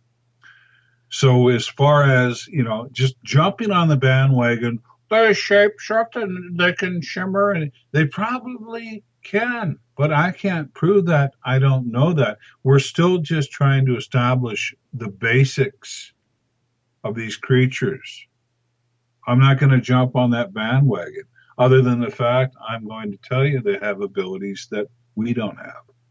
And we want to go back to who's the papa, who's your daddy, where do you come from? If we have angelic principalities involved in this DNA, then very obviously they're going to have abilities that we don't have. I got a question from Loretta in the Spaced Out Radio chat room on Spreaker. She is asking, JC, do you believe areas where cryptids are seen have more UFO sightings? And do you believe there could be any correlation between the two? That's kind of a topic of fascination, but even going back to the ultra-terrestrial investigation, our witness, that next day, he went out to look around the area, and he's got gray alien footprints all over the property. And we've got the best photo I can get of a gray alien footprint in that video, the ultra-terrestrial investigation on YouTube, Crypto Four Corners JC Johnson channel. And that's probably the first published gray alien footprints you're going to have. But what he noticed in his front yard that next day was Bigfoot prints. A family had come through. You could see it was a male, a female. The females have more of an arched foot, more human-looking foot, whereas the males, I think, they start out with a foot that probably resembles us, but over a period of time, their toes splay out and their foot becomes flatter as they get bigger. And we see this with the Sherpa people who help on Mount Everest, getting climbers up and down and so forth. Most of these guys are barefoot, and their toes, after a period of time, start to splay out also, and their feet become flatter. So it does kind of correlate between the two. Sharon Day's looked into this a lot, and it's amazing that, the photos she's got of Sherpa feet, they've got these gargantuan toe splays going on because they've been barefoot for so many years. And the weight on the feet splays the toes and makes the foot flatter and wider. opinion, obviously, but I think we have some correlation there. But once again, talking with a witness, and then I started talking to his neighbors and friends and so forth. Yeah, he's been a Bigfoot denier or whatever, but we've had occurrences for many years. The Bigfoot people didn't show up with the ultra-terrestrials or the spacecraft. They've been here the whole time. But I've got situations where even Scott Carpenter has talked about where he has seen craft moving around in a big open field, and the furry people are running and hiding from the craft. I have another guy where he and his cousin were walking up a trail, and there was a Bigfoot, and he was holding the top of a sapling tree and waving it back and forth. And they were looking at this Bigfoot, and they were like totally freaked out. And they walked up closer to him, and there was a craft, and they were invited on board the craft. Whether intentional or disintentional, they got on board this craft. And, Eileen Garreau put this guy under deep psychosis, if you will, or, some type of deep meditation thing, put him under. And he talked about what happened to him on that craft. And so there was a Bigfoot involved before his abduction. Interesting things. We go, you could talk with George Knapp and some of the other investigators up at Skinwalker Ranch. Some of the stuff that made it in the book is they saw essentially a craft, and the door opened up, and behind the controls was a big furry Bigfoot looking dude. So I don't know. I don't know. I can't patch this up and put this in some convenient explanation for everyone. And that's what everyone wants is, patch it up. Give me a quick, convenient explanation so I can file it away. Do it! Sam Kinison. Say it! I don't have that for you. I really don't. All we can do is look at all the different evidences of the first-hand sightings. So, I don't have an easy, convenient explanation other than the fact that of what I am convinced is these furry people come from unholy origins. I can almost guarantee you that. Mm-hmm. Does that make them evil or guilty? The jury's out. My dear friend David Pilates, his Missing 411 books, Missing 411 books, is looking into a lot of mysterious disappearances, especially of children in national parks and so forth, where they don't keep a real database going on of the missing people, which were signing petitions and so forth to make the Park Service accountable to at least keep information on people who have disappeared in the national forest and so forth. But that's a deeper, darker friggin' rabbit hole there.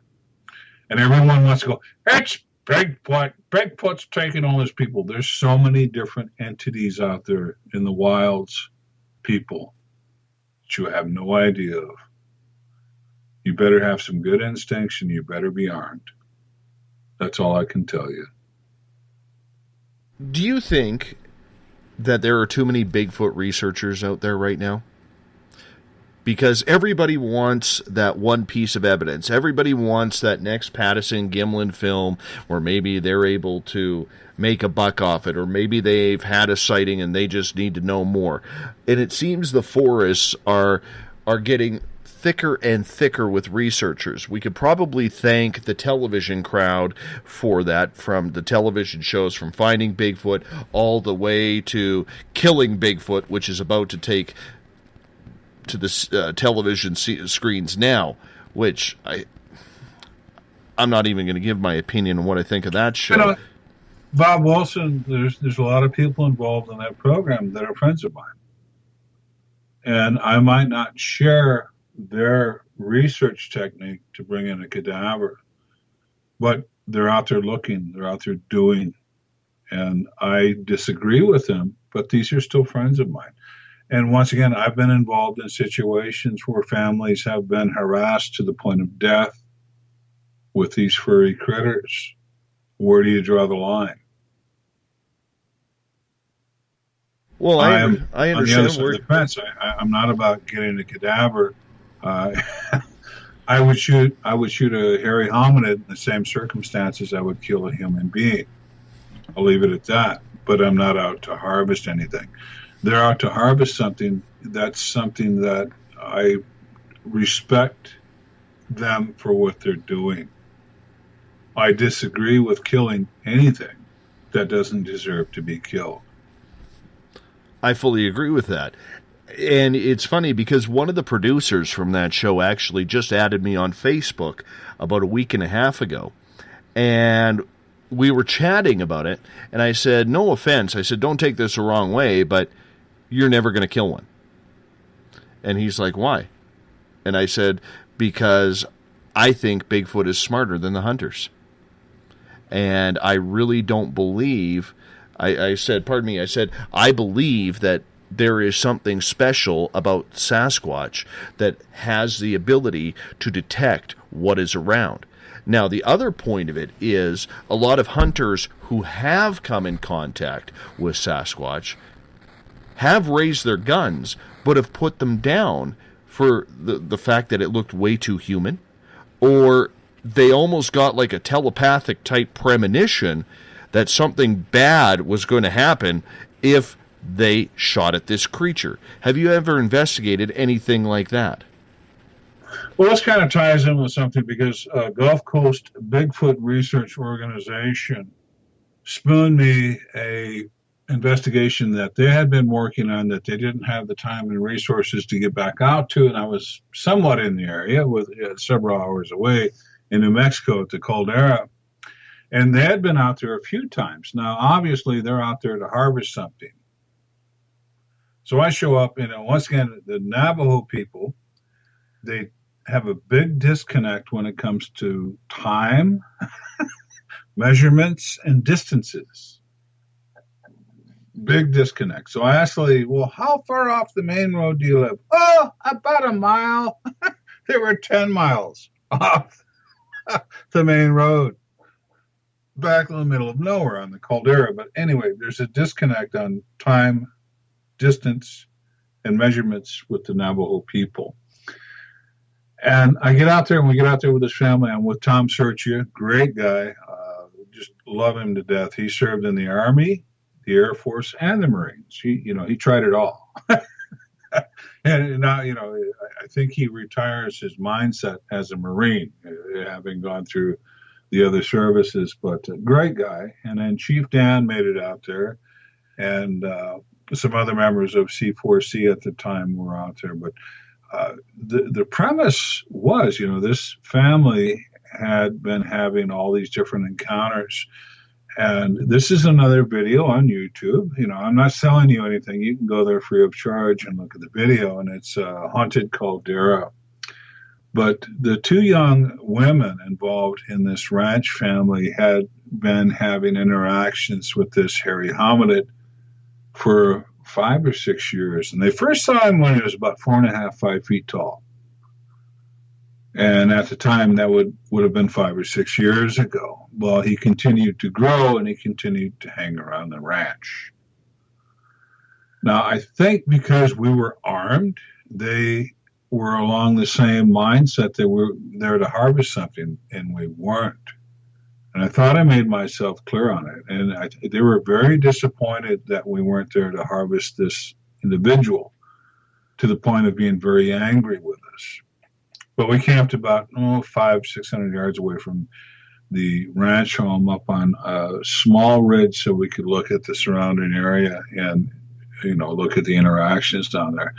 And the elk herd, which had been gone for 25 years, had been back for about 1.5 years or 2 years, which was interesting too. And I said, well, if you've got the elk herd here that has been gone for all these years, they're being herded. And the livestock, in some cases of these hairy hominids, are the elk.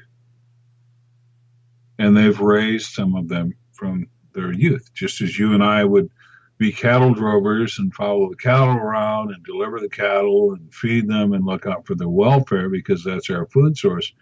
The same thing is with some of these elk herds. They are captive populations of the furry people, and I know this firsthand. So once again, we've got the elk herd back in the area, and this young individual who keeps harassing the ranch family.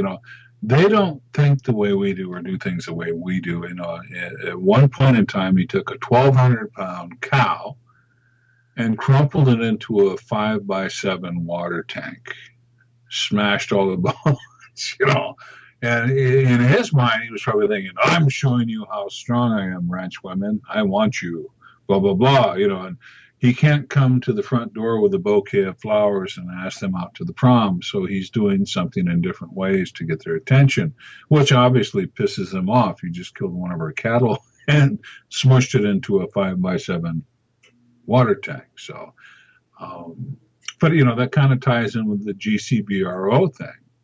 And once again, this family, we were polite, loving, nice, and, they're one of the fortunate families, as far out as they are, to have electricity. You guys need to light up your sheep corral. You need to light up everything out here. You need to light up everything. Get lots of bright light going on. That's about all you can do. And the demeanor of the young Sasquatch, and I say young, and even at this time, he's probably about 8.5 feet tall. He's well groomed. He's cared for. So he's got a social network supporting him. So he's not a rogue male. Had it been a rogue male, I won't talk about it. Short of being lethal, we have ways to run off rogue males. This was not a rogue male. This is a young guy who had a crush on one or both of these ranch girls. And every night that we were there, he was putting up rock stacks around the ranch. Every frigging night. That is, and the rock stacks are to say, this is my people, my territory. If a big male came through, this guy would piss himself and run.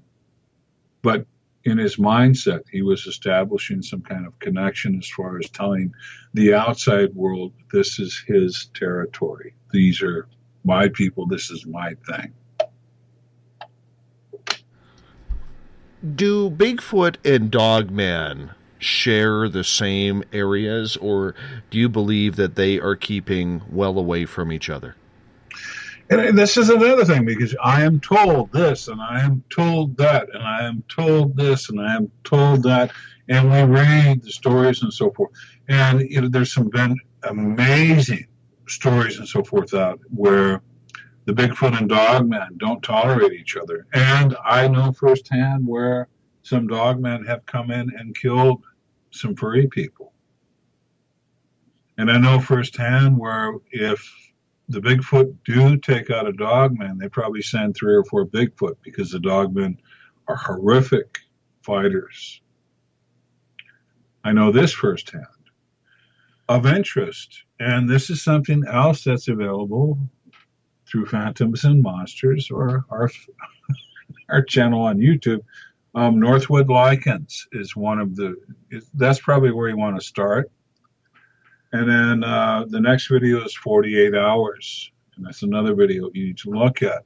But this particular situation with my dear friend Ron Shaw, we have in close proximity Dogmen and Bigfoot, if you will, in a very close proximity, whereas they're not supposed to tolerate each other. In one of the videos, we're having an interaction with a large hairy hominid. There was probably 3 or 4 Bigfoot.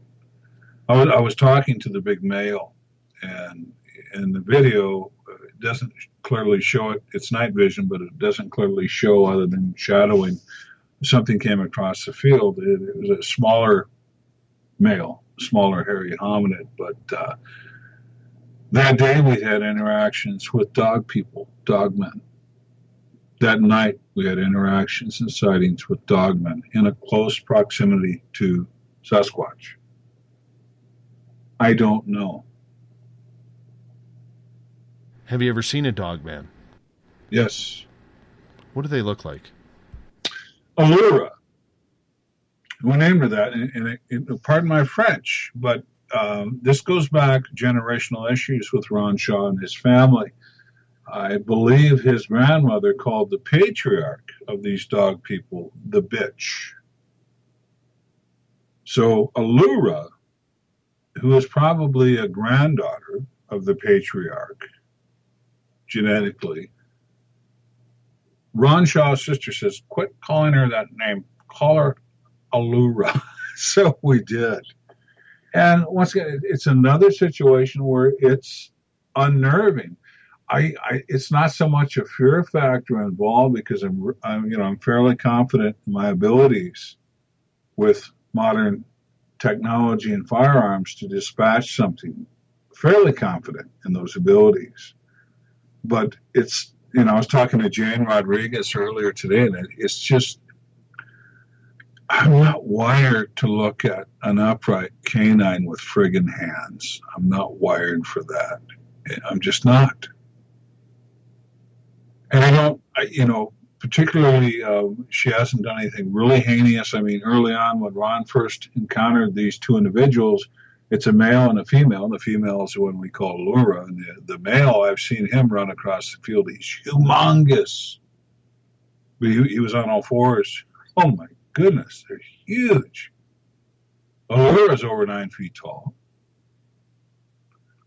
But, when he first encountered him, Ron Shaw, he harvests mushrooms, chug mushrooms, and morels. Morel mushrooms are a delicacy, and I guess you get $25 a pound for them. So when you get $25 a pound for something that's legal, it would behoove you to probably go harvest them. So he was out getting morels, and that's when he first saw Allura. And when he looked at her, he said, "It's a bear." "No, it's not a bear. It's a bear." And then her ears went up, the pointy ears. He goes, "That's not a bear." And she stood up, and when she stood up, she wrapped her arm around the tree, and he saw a hand. And that's where he's like, okay, this is messed up. And at the time, he has this concealed carry now, thanks to me, because I'm a concealed carry instructor for Minnesota. But at the time, he couldn't have like Canada, he couldn't have a handgun in the woods without concealed carry or some type of hunting permit. He had this cheap hornet spray from the dollar store that was flammable. And he sprayed it at her, and he lit it with a lighter, made a flamethrower, and she took off. And you can imagine, this is his first eye encounter, close on with these dog entities. He's making his way down what I would consider a trail, and there's not any real good trails up in that area. I've been all over, and he runs into the male, and he's blocking the trail. So once again, he gets a cheap hornet spray from the dollar store, and he makes a flamethrower, and the male leaves the trail. Gets back to his ATV, and they've gone through his stuff, thrown a bunch of stuff out on the ground, smushed his mushrooms, bit into a beer, kind of trashed things. So, I mean, this is his first real face-on encounter with them. He'd seen them, he'd heard about them, been talked about generationally, but this is his first one-on-one encounter with them. So, once again, Allura scares the hell out of me. I don't think she's ready to kill me yet, but the sight on appearance, I'm not wired for that. And in the video, 48 hours, Northwoods Lichens, she kept popping up out of this green area with just a very small place for her face. And I'd snap a picture, and she'd pop up again, and I'd snap a picture. Barely catch her, and I barely caught her with the photo that I'm sharing in the video for what it is. And I don't care. For what it is. That's what I've got. For the record, up here, morel mushrooms, they go for about $70 a pound. Okay, we're going to Canada. Yeah. And that's, Ron had a decent harvest this year of the morels. And, he had a bowl of them. He said, "You want me to cook those up for you?" And I was like, I'm thinking, you're getting $25 a pound for these. No. I'll tell Ron we need to go. We'll smuggle morel mushrooms across the Canadian border. Oh, yes. Yes, you take that. What you do is you grab the morels, and then you up here in the mountains where I am in central British Columbia, and then from there, what you do is you drive them down to Chinatown in Vancouver, and that's where the real black market money comes into play. It's good stuff. Alrighty, I'm in. We're in. We're going to make some dough with you. Start a morel syndicate. Yes. Speaking of my you can be JC, the godfather. okay, I'll set it up. I got the hookup up here. We could set that up. Speaking of my area, JC, I had a little bit of an incident earlier this year. Now, you don't know me very well. This is our first time talking. So, me as a show host, I started this show 2 years ago because I had a plethora of experiences between 2011 and 2014 that I just couldn't explain. It has included extraterrestrials. It has included close encounters of the third kind with UFOs. It has included Bigfoot, shadow people, ghosts, angels. It's been one hell of a trip, and that's the reason why I started this show. So when you're around, and you'll understand what I'm saying by this because you've been around Bigfoot, you've been around extraterrestrials. You know what I'm saying, where you get that intuitive feeling that something is around, and you start to recognize that feeling after the experience. Do you understand what I'm saying? Oh, yeah, absolutely. Okay, so my wife and I went to collect some firewood this year because we have a wood-burning stove, and my wife is a burnaholic. And we went into the forest, and we took one of the logging roads that are in the mountains. And up here, it is perfectly legal to cut down any dead tree. If you cut a green tree, $10,000+ fine. But it's the dead ones that they want you to take because that's what causes the forest fires when the lightning comes in. Long story short, we start driving down this trail, and my wife is quite empathic and intuitive, and I have a little bit of intuition. And she says, I don't like it here. Something isn't right. And like I said, I've felt the energy and been around extraterrestrials. I've been around Bigfoot. I've been around ghosts, both good and bad. And this was nothing that I have ever felt before. And we do not have a history here in British Columbia of dogman sightings. But everything that I was feeling, everything my intuition was telling me, was that there was dogman there. So we cut down a tree, chopped it up. We kind of told the universe, hey, we're just here for the dead tree. We're going to pick it up, and we're going to throw it in the back, cut it up, put it in the back, and we're out of here. We did that. We continued down the logging road to find another tree, got out of the truck, and the feeling was thicker, if you know what I mean by that. So, yes, indeed. So even though British Columbia doesn't have a history with dogman, but, of course, everybody knows British Columbia for Sasquatch. Could it have been my own fear kicking in on that, in your opinion? Or could it have been actual dogman in that area? Because, like I said, it was an energy that I had never felt before.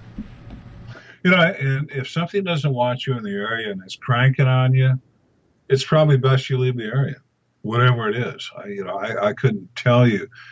When we talk about dogmen and dogman sightings, upright walking canines, and I'm really clear about this, there's 20 possibilities from the get-go of what's going on from the get-go. So once again, it doesn't go into a convenient little basket of explanation for anyone. You know, there's nasty, evil shit, excuse my French, out there all the time, 24/7, that wants to destroy you, that wants to destroy your life, your family, if they get access to do so. Know that it's out there. And a lot of that is in hiding. A lot of that is in exile. So when you go off to where they're in exile, believe me, they're going to go to work on you. So even though there hasn't been any official sightings of dogman in British Columbia. The Beast of Seven Shoots is from Canada. And that's probably one of the most impressive photos of probably an upright walking canine I've ever seen. Which part? Because in talking with Linda Godfrey, who's a very, very close friend of this show. She has said she has heard the sightings and reports coming into Canada, but only as far as Alberta, around the Calgary area and the Rocky Mountain area. But she's never heard anything west of the Rockies. Probably not. At least reported. But they're all over the woods. They're very common. Sasquatch is very common. They're all over the place. And essentially, they're in people's backyards, if you will. Essentially, they're going to be in areas where they have convenient calories.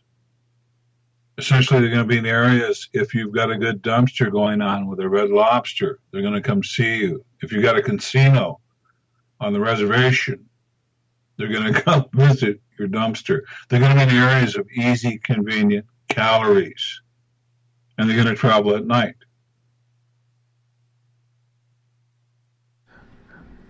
So with Dogman, then, I'm curious as to why we call it Dogman and not werewolf.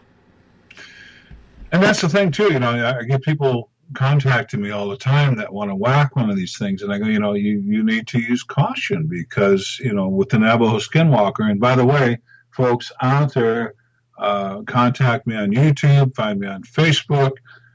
I've got a documentary that we did several years ago. It's called Navajo Skinwalkers and Legends. I would be happy to share it with you at no charge.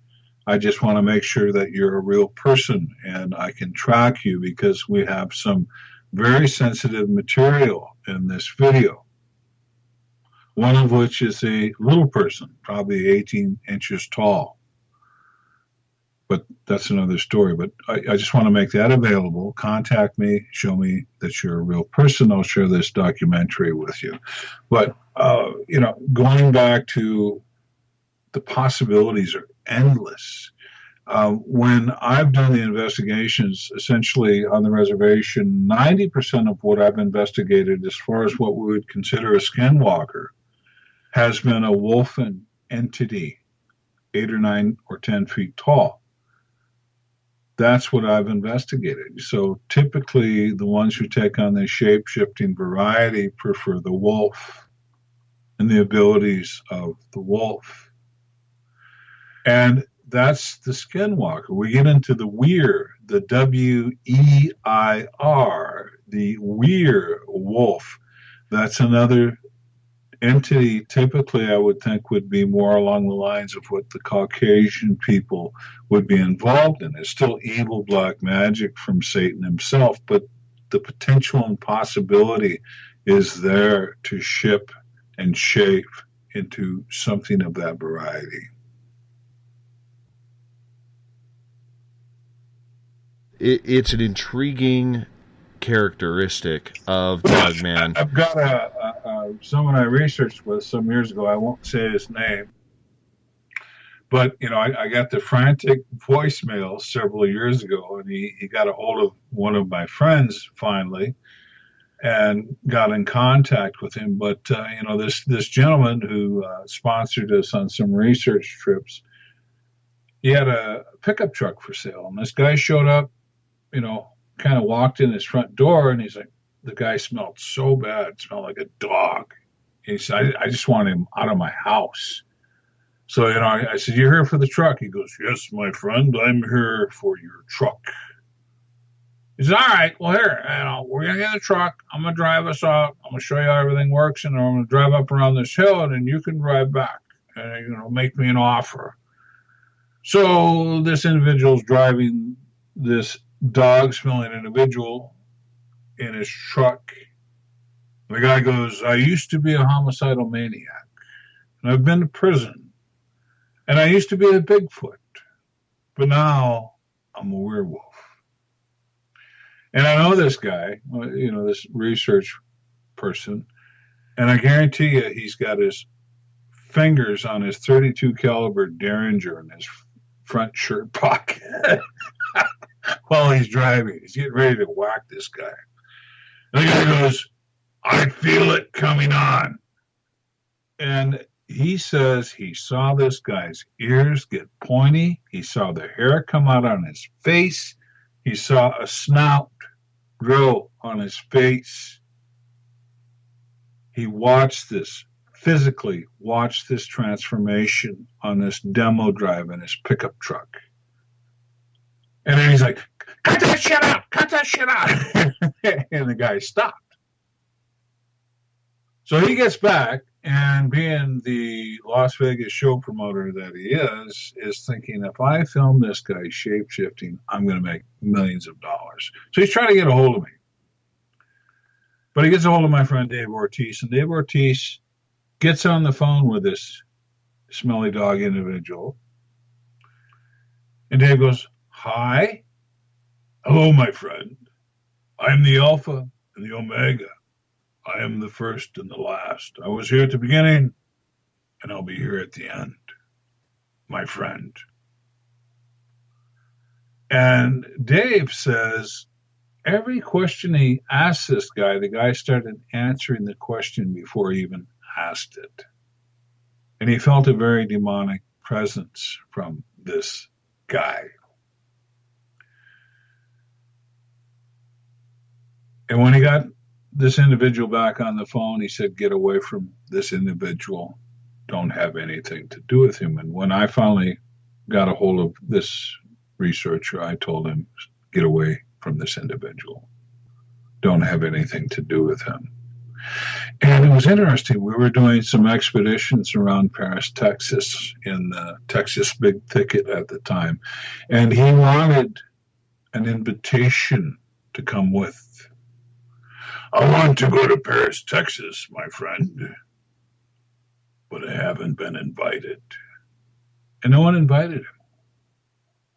Sure as hell we're not going to invite him.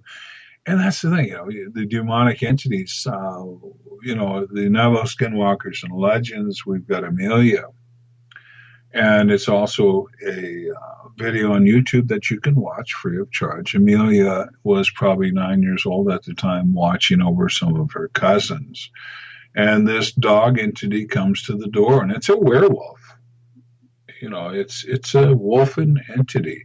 And it's over 8 feet tall, and she's looking at it through the window that's on the door. This thing is a huge werewolf. I mean, the cheap reservation housing she was in, it could lift the roof up and jump in and gobble everybody up. It could rip the door off and gobble everybody up. It can't, and it wouldn't, and it couldn't, because it needs an invitation. And you'll see that in the video, talking with Amelia, and her cousin was being mesmerized by this entity at the door because it was scratching and screaming and so forth. But as her cousin looked into the eyes, it was to the point where her cousin was probably going to open the door for this entity and let it in. But it couldn't come in without an invitation. And that's the thing. A lot of people unwittingly make invitations to things that follow them around for forever and ruin their lives. Be very careful. I was talking to Jane Rodriguez earlier, and I've got a gentleman who was up on the Mogollon Rim in Arizona. And he came across this guy just kind of wandering. And he felt bad for the guy. He says, you need a ride? Why don't you get in my car? I'll give you a ride out of here. I'll get you out of here. Well, that was the invitation. And then the guy wouldn't leave his vehicle. So the guy drives back to his home. It's like, I've got a phone in my house. This guy won't leave. This guy won't go away. I'm going to run into the house and call the police, and they'll come pick this guy up and get him out of here. Well, he goes in, he gets on the phone, and he comes out, and the guy is no longer a guy. He's a rooster. And the guy takes residence up on top of his roof and starts walking around. So I'm working with this gentleman, talking with him, working with him, and it took a while. I get a lot of flakes, a lot of weird stuff that goes on, but this guy's legit. He goes, when he's not a rooster, sometimes I see him for what he is. And I've had conversations with him. But he won't go away. He won't leave me. He won't get out of my life. He's still here. When he's not a rooster, he's something else. But, obviously this entity has the ability to pull off some type of different shape-shifting thing. Probably not physically, just what we perceive. And I think a lot of times your skinwalker is just something we perceive, because if you get 3 or 4 people together that see a skinwalker, I think they're all going to see something slightly different. So going back to this entity that this guy brought down from the Mogollon Rim, who likes to be a rooster, he said, when you see him for what he is, he looks like a NASA space astronaut. He's got some type of space uniform on. He said, I went out one day and I called on Christ for him to leave. And he told me, you don't have the authority. So further conversations with this entity, he's a Girgashite angel, the last of the warring angels from the war in heaven. And he's here amongst us. And he's found a very convenient place to land as far as torturing this poor individual. And it's unfortunate. And I said, well, when you called on Christ and he told you didn't have the authority, do you have the authority? Do you know Christ? And he goes, well, I've kind of read through the Bible a little bit, blah, blah, blah. Once again, he doesn't have the authority. And so he has this entity that he brought home. And as far as I know, it's still there. Do you think the gentleman was possessed? Going back to the thing that the researchers saw, I don't know. The guy said he used to be a Bigfoot and then he became a werewolf. So I don't know. But he wanted to come to the Texas Big Thicket, but he hadn't been invited. So there was something going on with that. And then we go back to this gentleman up on the Mogollon Rim who picked up this guy wandering up in the high mountains and, essentially had to bring him home. He made an invitation there also. That's just freaky. We go to the Night Stalker family. And that's another investigation. It's on YouTube, and that's going to be on Paranormal Witness here pretty soon. And it was on Monsters and Mysteries in America and so forth. But I mean, unwittingly, this Night Stalker, this goblin, demonic, whatever, winged creature, unwittingly, someone in that family made an invitation and it showed up. That's where I'm at with that. Unwittingly or forwardly, I don't know. Somebody made an invitation. That is totally enough to run goosebumps up and down my body right now. It is absolutely freaky. Like, I've had a lot of experiences, but there is no way in hell that I would get into a car with Mr. Werewolf shape-shifting Bigfoot guy. Well, exactly. And the thing is, let me go a little further. Okay, so we got 4 minutes. The guy shows back up at the researcher's place, his home. He's like, get away, go away. JC told me not to have anything to do with you. And I'm with Jesus, and go away, leave me alone. But Tom, I want to help you. I want to be your friend. I am here to help you. Go away, get away from me, leave me alone. So the guy goes away, werewolf man. And his wife does some little shows with her piano, and she sings really good. And she gets little gigs around Palm Springs area. And he's kind of her roadie and her groupie, and he carries all her equipment in and out and so forth. So she's doing a little show in a small venue, and the door is open, and in walks Werewolf Man. And by the way, Werewolf Man is wearing a skull bandana, cowboy hat, black leather vest, cowboy boots with spurs. He pushes the doors open, and behind him is this old, white-haired looking hag he calls his woman. And they take residence in a few seats, and everyone around them gets up and leaves because he smells so bad. He stays for the rest of the concert. And he's packing up his wife's stuff after the concert, and Werewolf Man comes up and goes, "Hello, my friend. I'm here to help you." "Get away from me! Leave me alone! Go away! I rebuke you!" He's telling him to go away. And he does for a while.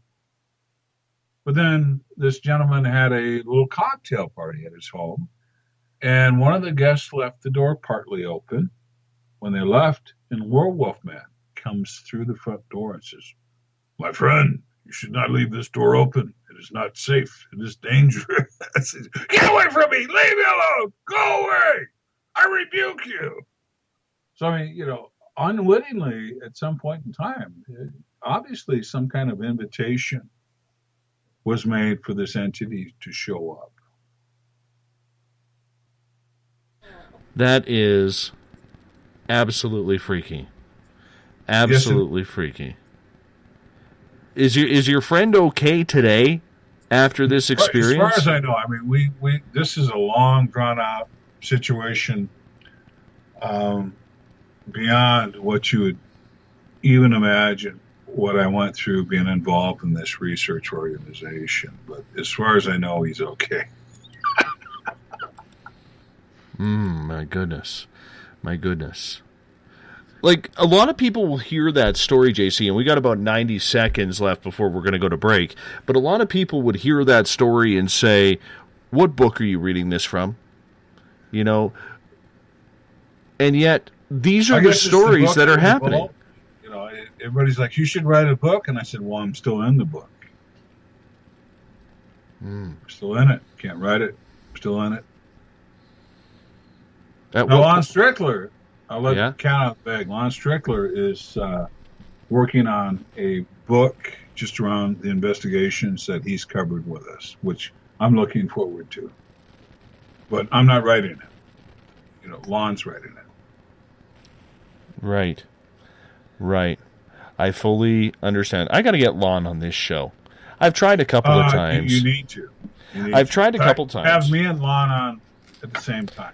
I would love that. And I know Lon works very closely with Butch Witkowski as well. Yes.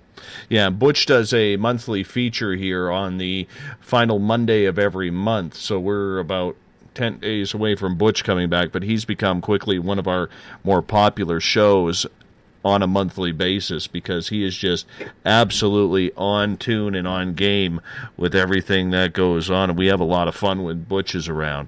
I'm going to get you to hold on, JC, because we're going to hop out for a break here. You're listening to Spaced Out Radio. I am your host, Dave Scott. 1 hour of weird and strange cryptids coming up right after this. The SOR Sightlines is a place for you to find answers to your strange experiences. Hi there, this is Mike Schmidt. If you have had an encounter with ghosts, UFOs, Bigfoot, ETs, or anything else that doesn't make sense, head to spacedoutradio.com and file a Sightlines report. All information you give is 100% confidential, and I will personally help you find the answers you need. SOR Sightlines, your answers are a click away.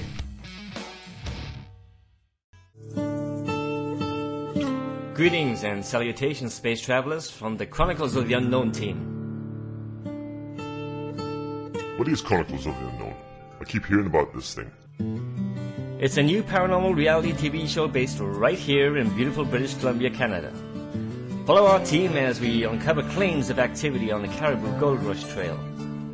You can also follow us here every third Monday, where two members of our team will be available to answer your questions. We'll give you some equipment updates and some of our experiences on the road, right here on Spaced Out Radio. Hi there, I'm Butch Witkowski, lead investigator with U4Cop. On the final Monday of every month, you can listen to me and host Dave Scott on Spaced Out Radio's Strange Days. We're going to get to the heart of the matter when it comes to what's happening out there. People are seeing and experiencing things from ET contact to Bigfoot, and I want to hear about it. Your experiences are what we investigators need to help solve these unknown mysteries. So tune in at spacedoutradio.com to the final Monday of every month from Butch Witkowski's Strange Days. Visit purpleplates.com today. For over 40 years, the Purple Energy Plates have been delivering amazing results for their many customers. Inspired by the great genius Nikola Tesla, the harmony, healing, and energetic effects of the plates have proven over and over to be beneficial and often miraculous to thousands of customers. With their money-back guarantee and the many benefits, how can you afford not to get one? Check their site for daily specials and choose from their many energy products. You won't be sorry. Visit them today at purpleplates.com for mind, body, and spirit, and expect a miracle. This is your medium, Joanna, from Spaced Out Weekend, 2 mediums and a large. I would love it if you would come and join us with host James Tyson every other Sunday on Spaced Out Weekend. Together, we will take your calls and your questions live. Our goal is to provide you with a positive outlook on deep questions that you may have. Questions regarding love, relationships, money, or whatever else is on your mind. Come and check us out at spacedoutradio.com. Have you checked out the SOR Spacewire at spacedoutradio.com yet? Every day we post the latest stories regarding the weird, strange, and completely unbelievable. From cryptid and UFO sightings to the conspiracy world, we tackle it all. Hi there, I'm Eric Markham, Spaced Out Radio's news director for the SOR Spacewire. And if you have a story, I want to hear it. Email me at news@spacedoutradio.com. Patrolling the Pacific Northwest, we are always on the lookout for the strange and unassuming stories that real people are experiencing. Hi, I'm Vincent Zunza from Pacific North Weird. Me and Alexandra Sullivan have teamed to bring to you those odd stories that never seem to make it into the mainstream. Stories so weird that will leave you scratching your head wondering, is this real? It's as real as it gets with Pacific North Weird. You can watch our videos right here at spacedoutradio.com. Become more intimate and interactive with Spaced Out Radio. Join our Space Travelers Club with your new membership.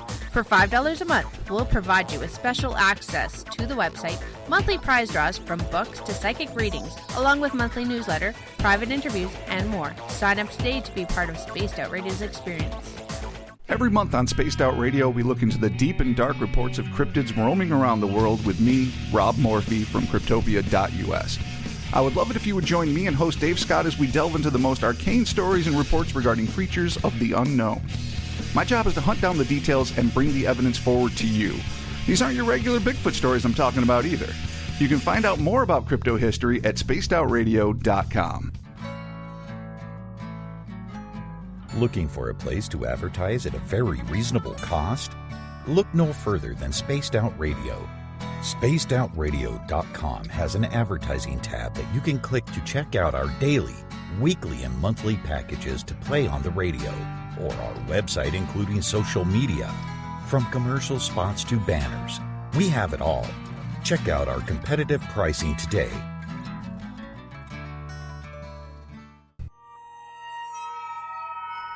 You hear footsteps in the empty room above you. A rocking chair begins rocking by itself. Don't be afraid of the things that go bump in the night. Reach for Spirit Storybox, the iPhone app the Huffington Post UK called the only ghost hunting app you will ever need. Spirit Storybox. The spirits are telling their stories. Are you listening? Strange creatures lurking in the night, the sounds of wood knocking in the forest, odd happenings right out of a fictional world. These are the reports I love. Hi there, this is author Ronald Murphy, and I would love it if you join me and Spaced Out Radio host Dave Scott the second Wednesday of every month on our journey into the unknown land of cryptozoology at spacedoutradio.com. From Mothman to Frogman and everything in between. Hey, they don't call me the crypto guru for nothing. Did you know that Spaced Out Radio runs 7 days a week? Hi, it's James Tyson from Spaced Out Weekend. Every Saturday and Sunday night, starting at 9 p.m. Pacific, midnight Eastern, you can join me and my guests for some great chatter about what's going on out in the universe, or even in that dark part of the basement you really don't want to go back into. Well, let's find the answers to your experiences together. So come on up to Uncle Jimbo's cabin on the weekend. For more information, look us up at spacedoutradio.com. The views and opinions expressed by tonight's guest and topic of discussion do not necessarily represent the official policy or position of Spaced Out Radio, Spaced Out Weekend, Spaced Out Radio Limited, its hosts, syndicated carriers, or anyone associated with this broadcast. You're listening to Spaced Out Radio with Dave Scott. Follow Dave on Twitter at Spaced Out Radio and hashtag Spaced Out Radio, and on Facebook Spaced Out Radio Show. Now, back to the program. A child grew up too fast, went running wild. Now we don't know who to pray to anymore.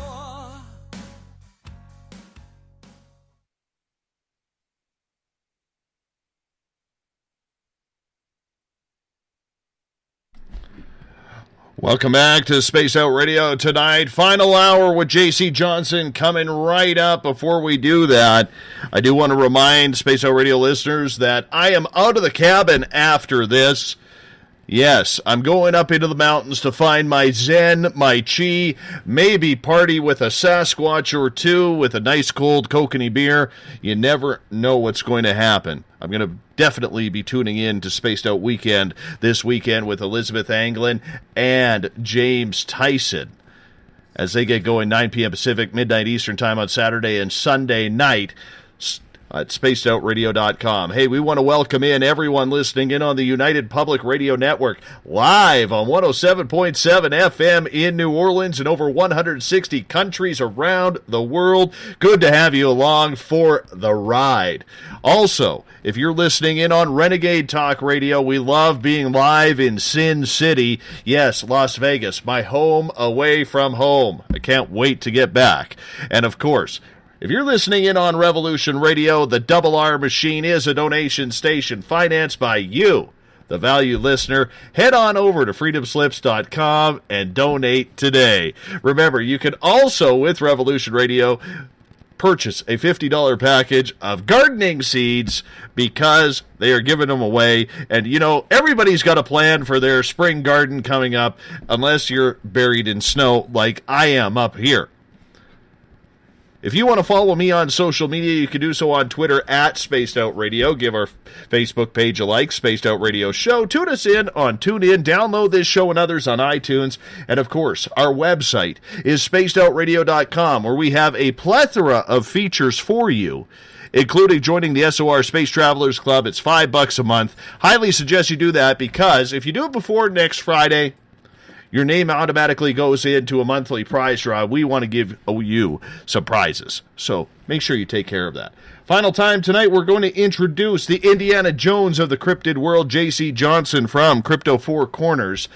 And we're loving the stories tonight, J.C. I know we're only scratching the tip of the iceberg here, but in hour number 3, I want to get really deep into the weird and strange that you have covered. Oh, my goodness, me, oh, my. And by the way, your kokanee beer, pop the top for them. When you leave it out, pop the top. You know what? I got to tell you a story about that. And this just happened in October. My investigator with Space Out Radio, Mike Schmidt,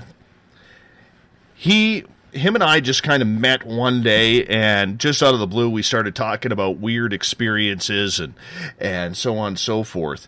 And he was hunting, and he's a hunter, and he was hunting for rabbits one day, and he walks into the forest. This is weeks after he's met me, and he's feeling kind of strange, and he walks on this trail, and it's just odd. It's a feeling that he had never had before.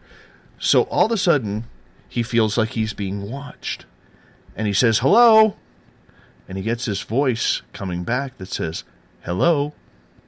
So he comes up to me afterwards, and he's like, I don't know what that was. I know there's an old gold miner's cabin that's on the property from the early 1900s. And I said, well, you know, when you go back there, Mike, you know, take a beer with you. Take a can of beer. Put it someplace where only you know where it is, because this is on private property. A friend of his, he's allowed to hunt on this gentleman's property. So Mike takes a can of beer. He puts it on top of a old trap that's sitting there. It's all rusted out and everything. He puts the can of beer on there. And I said to him, when you do that, I said, don't be surprised if the can of beer disappears. I said, because it's a can, if it's a spirit or something along those lines, show them how to open it. Don't open the beer, but show them how to open it. So he did all that. He followed my directions to a T. Well, he goes back a couple days later. The can of beer is gone. And what he did was, before he left the scene where he placed the beer, he took tree branches and he raked up the area so in case any footprints came through, like people came through and saw the can of beer, that he would be able to see footprints in the area. Well, there were no footprints. The can of beer was gone. And at the bottom on the ground, were 3 pieces of quartz sitting in a triangle, and in the middle of a triangle there was a piece of quartz standing up. It was like something gifted something to him for the can of beer. You know, that's the thing. When you go back into with the Navajo, it's Sasquatch DNA gathering. We've got Nicholas Tomahawk Begay talking about his clan on that part of the Chusca Mountains. And when they'd taken everybody away to Ruidoso and Rotondo and the different places they kept the Dene Navajo captive, they left the very young and the very old who couldn't make the journey behind to die. And they were very surprised when they got out some years later and came back home to find most of these people still alive. And they asked how they lived. How did they survive? And they said, I can't remember the name that they called them locally, regionally. The furry people brought them food because they had traded with the furry people beforehand. They had that kind of relationship. So it isn't gifting, it's trading. So if we do an area where we leave something out for them, we're trading, we're not gifting, because they're used to that. I think that's part of their culture is the trading. We've got some tribes in the Olympic Peninsula. We talk about they used to trade once or twice a year with the furry people because they would come in with all kinds of hides from what they'd whacked in the forest to eat, and they, cured the hides to bring them into trade. They were used to that. That was part of the culture. Another video available on YouTube, free of charge, is gifting from the furry folks. We've got a situation where Gerald Brengel is trading with a group of Sasquatch in the Bradshaw Mountains near Prescott. And he's leaving out peaches and oranges and so forth, and they're leaving him cool rocks. Eventually, he gets the coup de grace. It's this medallion. And this is something I got with Lon Strickler on with this medallion because we couldn't find the origins on it. On one side is the Eye of Horus. On the other side is the Aztec dragon. Now, trying to put things together in a convenient explanation, and at first seeing this, I'm thinking, well, there were a lot of Chinese around the Bradshaw Mountains when the railroad was coming through. They were excellent tunnelers at the time. If you wanted a tunnel dug, you got the Chinese and so forth, and maybe one of these furry people came across this medallion in a railroad tunnel or something of that nature, but it turns out it's Anasazi in origin. And there's only one other in existence, and it's priceless. And Gerald Brengel offered it to me up on the mountains. You can have this if you want it. I go, no, hang on to it. We're gonna research this and find out where it came from. And I've been on lots of Anasazi ruins and so forth, and you don't find any really cool stuff. You find flesh pots, you find broken shards and pottery and so forth. You don't find anything really cool. So this is probably one of the coolest artifacts the Anasazi ever left, and Joe Brengel has the only other one in existence. But like I said, on one side is the Aztec dragon, on the other side is the Eye of Horus, and once again, I argue with Academia Scientifica and all these others that the Anasazi were just satellite situations of the Aztec. because I'm talking to the First Nations people who fought with them and ran them off. And that's the Navajo. And the name Anasazi comes from the Navajo, which means ancient enemy. They were outposts for the Aztecs. And I've been in on digs on Little Colorado and other places where even the Hamalavi people, which were Anasazi, were digging up macaw, parrot skeletons, and so forth. I mean, there was all kinds of trading, at least going on with the Yucatan Peninsula and so forth at one time. Very established.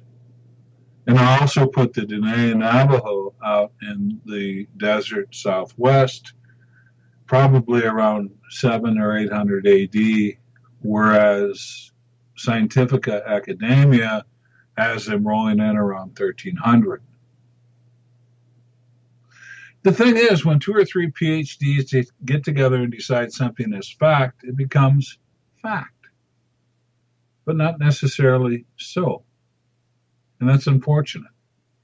But we let them do that. We let them manipulate us in that fashion, and that's unfortunate also. Changing gears here, going to some of the stranger cryptids that you have uncovered or that you have investigated. Are you really believing that pterodactyls are still alive and well?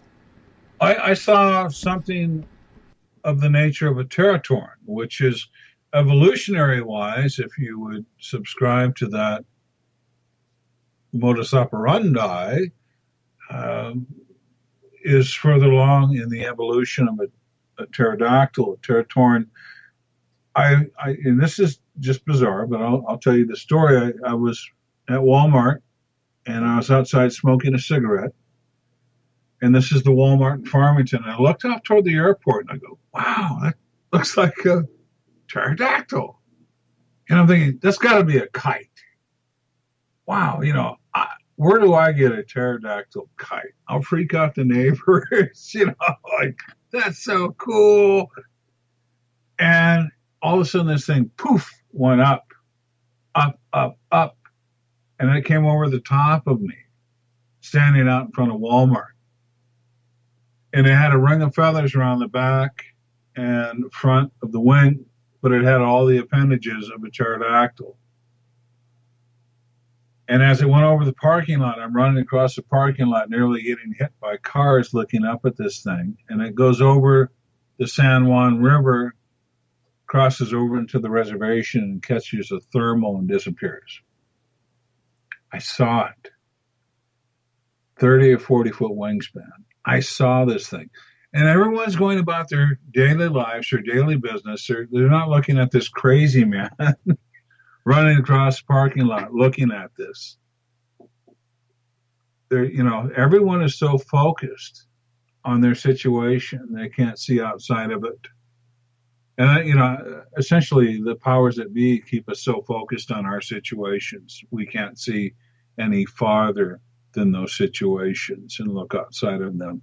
But I saw it as a teratorn. It was huge.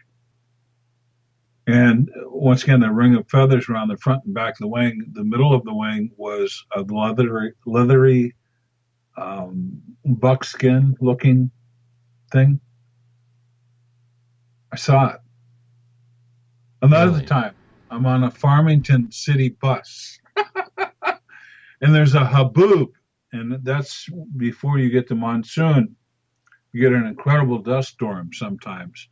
And out in front of the haboob was 2 giant raven-looking things gliding in front of the haboob. 40, 50-foot wingspan.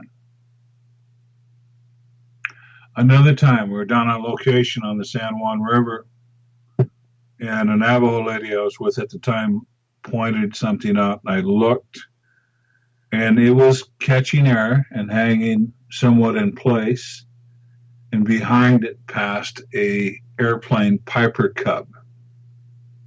It had twice the wingspan of the airplane, but it looked like a giant raven. I've seen them. Some of the investigations I did, I think, I can't even remember the name of it, but 28 sheep or 24 sheep went down one night, and they had 12-foot fences around these sheep. Whatever came and destroyed the sheep dropped in. I think it's, sheep slaughter. I think that's the name of the video. I can't remember, but and the meat was bored into by something, and the heads were snipped off like a friggin' giant scissors snipped off the heads. And the family who had seen pterodactyls, something similar to it in the area, blamed this sheep slaughter on pterodactyl or pterotorn, something of that nature. That is absolutely huge. I know the pterodactyls have been seen up here in northern British Columbia near the Panhandle with Alaska, but I don't know if they've been seen lower than that. And I've heard that they are a very, very aggressive type creature, because there's one First Nations group up in northern British Columbia that actually forewarns its people on the reservation that they need to be very, very careful when this creature is flying around, because it will scoop up humans for food. And they believe that a lot of their missing people are actually taken by this ropin or pterodactyl, whatever you want to call it. You know, going back to the track find outside of Newcomb, New Mexico, we're going back to the 4-foot stride, 5-foot stride, 7-foot stride, and this thing disappears. My witness out of the area, him and his wife like to go out and collect antler shards when they shed their horns, elk and deer and so forth. They go collect what they can find, and then, you know, they do it as a couple, and it's a nice activity for them. Well, the individual witness, he was out by himself doing antler shards, and he saw this fresh dug hole on the side of the hill. So that's weird. So he gets up binoculars, and he's looking at this fresh dug hole, and he sees something moving in the background. And something comes out and steps out on the ledge. And he said, I could see through its fur. He said it looked like pig fur and pig skin. And he said the face looked like the face of the Beast from Beauty and the Beast, the Walt Disney Beauty and the Beast. He said, I'm taking all this in, and it jumps off the ledge. And he's like, oh, God, this thing's going to smear itself on the canyon floor. He said, out came a set of wings, and it flew past him. He tried to take some cell phone pictures, and they came out crap. He sent me the cell phone pictures, and it's just nothing there. It's crap. But this thing had wings, looked like the Beast from Beauty and the Beast. The face had pig hair, pig skin, and a tail. And out of that area, several reports of winged hominids. As of late, a gentleman working for the Newcomb High School was closing up after a basketball game, a janitor, and when he went out to the parking lot, something swooped down and grabbed him. Lucky for him, his jean jacket ripped through the talons that had a hold of him, and he was brought back to earth. The weird, freaky, deaky stuff is going on all the time. This thing needs whacking. If I ever get the opportunity to know where it's at, it's getting whacked. It's been taking people. I know of several occasions where it's been taking people. Something like that, I'm judge, jury, and executioner. It's getting whacked. And the Navajo Rangers have seen this thing too. So the track find, going back to that, I'm assuming it's a Bigfoot because it looks like a Bigfoot footprint. But did this thing just run and get up ahead of speed and flip out some wings and take off? The track finds something was on this thing's ass. As it jumps down into the canyon, there's a huge butt print. He lost his footing, landed on his ass, got back up again, and took off running again. Something was on this thing's ass. And it either got beamed up or it sprouted wings. I don't know. And we're assuming we've got a hairy hominid Bigfoot scenario because of what the footprints look like. But could it be the flying pig man? I don't know. All I can think about when you mention that, my friend, is I want to try that bacon out. My mouth is watering through that whole story. If I go whack this thing, I will save you some side pork. Okay? I want that bacon. You kill it, but I want the bacon. Just realize it probably ate a whole bunch of humans, so you're probably somewhat cannibalistic in involving yourself in calorie restriction. Think about that. Mm-hmm. True. You know what? I may have to sacrifice. I'll still save you a side of bacon if you insist. Well, I'm willing to try it out because, human contact or not, I mean, it is bacon, and, being Canadian and all, bacon and maple syrup are pretty much our, there are staples, you just can't mess around with things like that. True be that. Exactly. I'll even smoke it for you. And I'll slice it. I'll smoke the bacon and slice it for you. How's that? Well, you know what? I'm hungry now. I'm very hungry right now. So, all I'm going to say is you better come through on this one because I'm going to be pretty pissed off if you don't. But, that's a situation where, I've made the decision to take out something like that. Mm-hmm. I want to ask you about other potential living dinosaurs. I mean, we hear amazing about stuff. One of the videos on YouTube, and I'll link folks to it. But we're out in Lukachukai Valley in Red Wash, which we renamed Skinwalker Wash.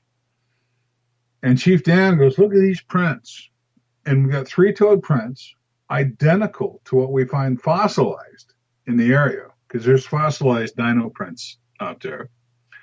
But this thing had to go up a slippery slope, so it had to get down in 4-wheel drive. So we get the front prints, and the front prints in the mud look like mittens. It's hands. And when it gets to the top of the slope, we get like 2 or 3 more tracks bipedally, but the front tracks are gone once it got up the slope. But really fascinating. And the rear prints, like I say, are identical to fossilized prints out of the area. So we still have something of that nature out in the area physically. And another gentleman, he's not with us anymore. He's passed away, but he was a sheep herder out of Newcomb, New Mexico. And he's got a huge track line of dinosaur prints on his land home lease.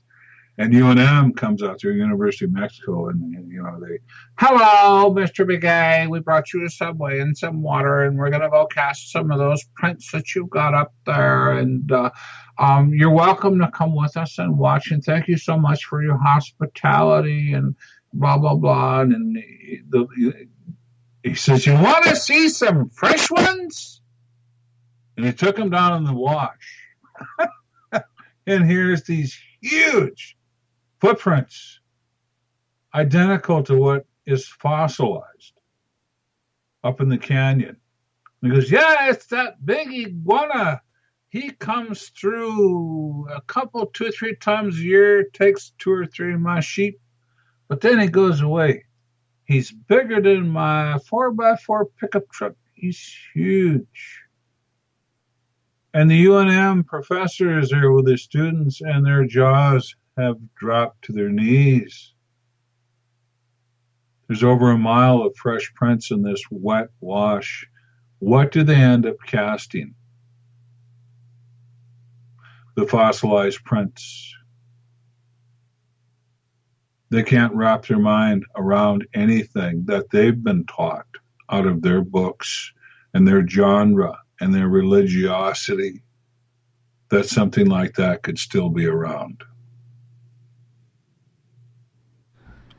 What about in Africa? We hear about the Mokele Mbembe.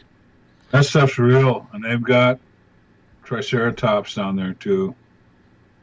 Really? No, yes. Why aren't we able to get any good video of this? You know, the thing is, the bottom line, the way the information is controlled, if anything points to a timeline that would reflect mankind being alongside of these reptilians, they'll destroy it. The powers that be are in league with the dark powers, and they will destroy any information that would point to any kind of biblical concept of the history of this planet. Seriously. That's the bottom line. They will scoff you. They will destroy you if you point to a biblical timeline.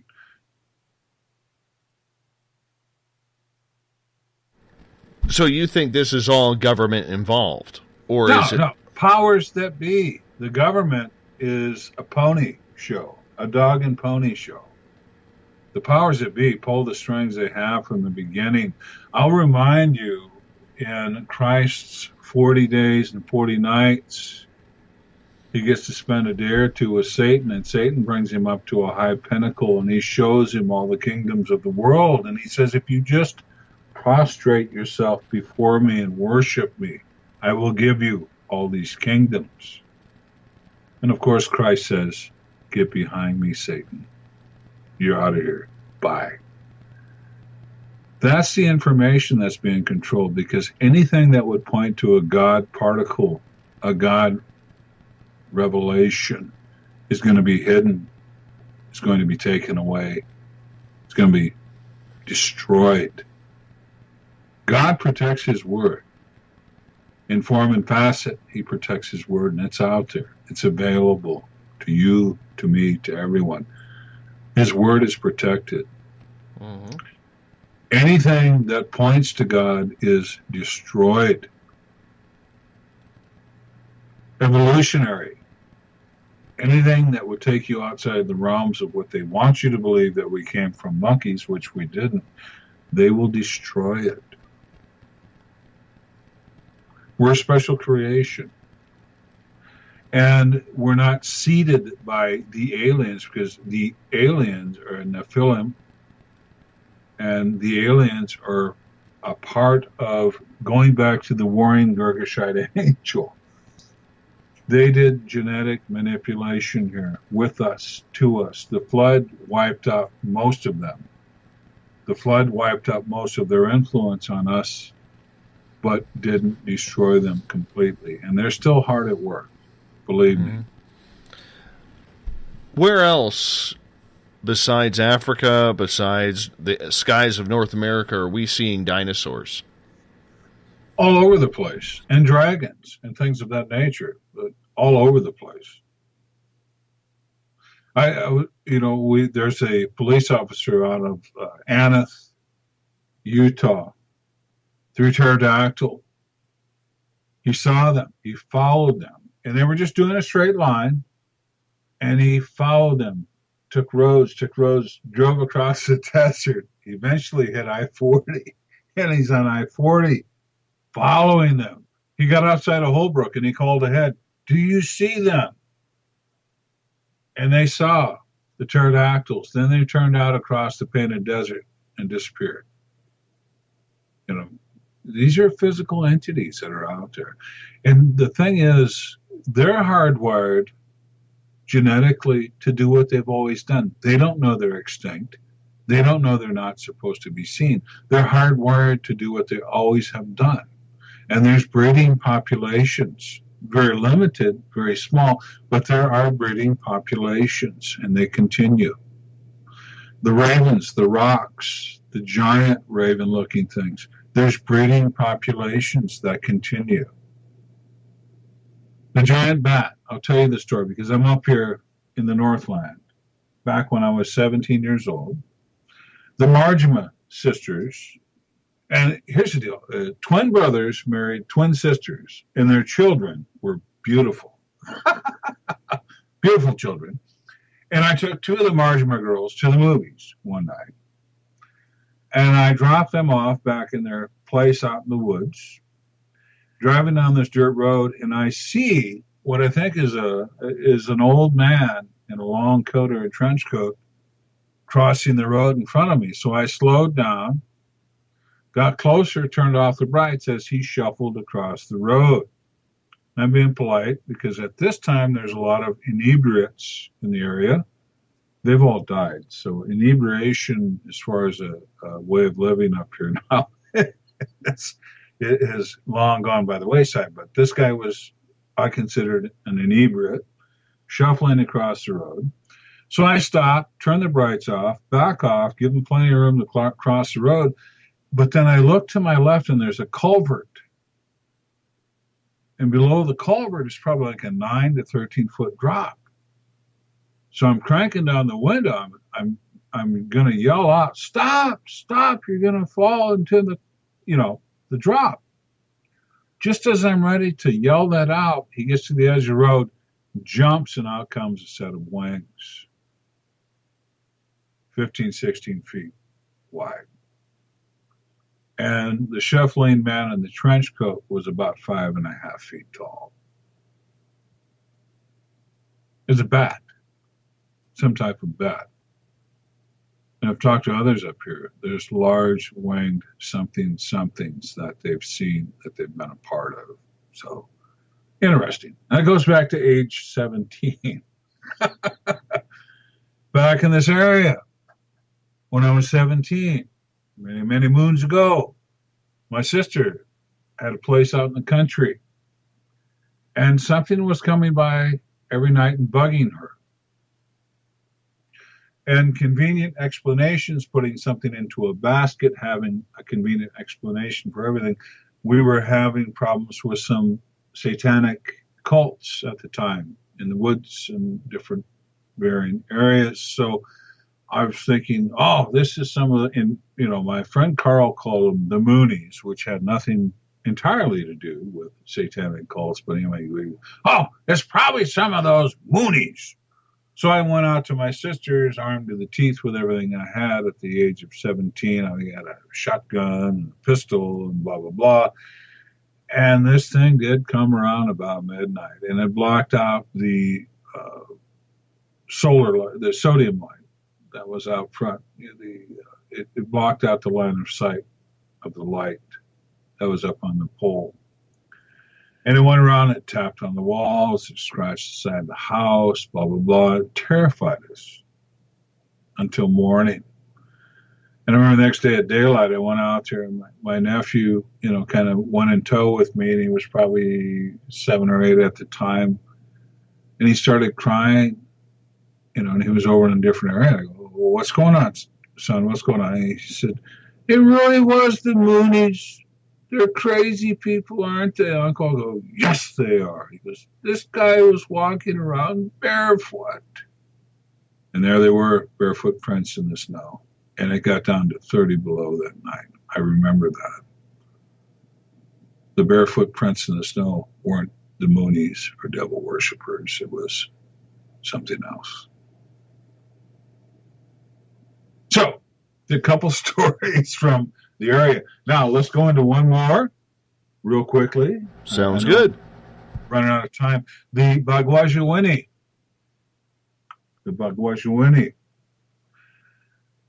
I was with Ron Shaw taking photos. We went to the area where he had the encounter with Allura, the dog woman, and her, we believe, brother or mate or whatever, the big male. He's huge. And I was taking pictures. Well, Judy Klein, a good friend of ours, found something in one of the photos, and she sent it to me. I said, oh my goodness, that's a little green dude. Wow. And it's not pareidolia. It's not, you really got to think about this. It's there. It's plain as day. I've got the original photo. It's 19 megapixels, and it's plain as day what's there. And it's a little green dude in the ferns. So we started looking into this, and the Ojibwa and the Chippewa of the area called him the Bagwajawini.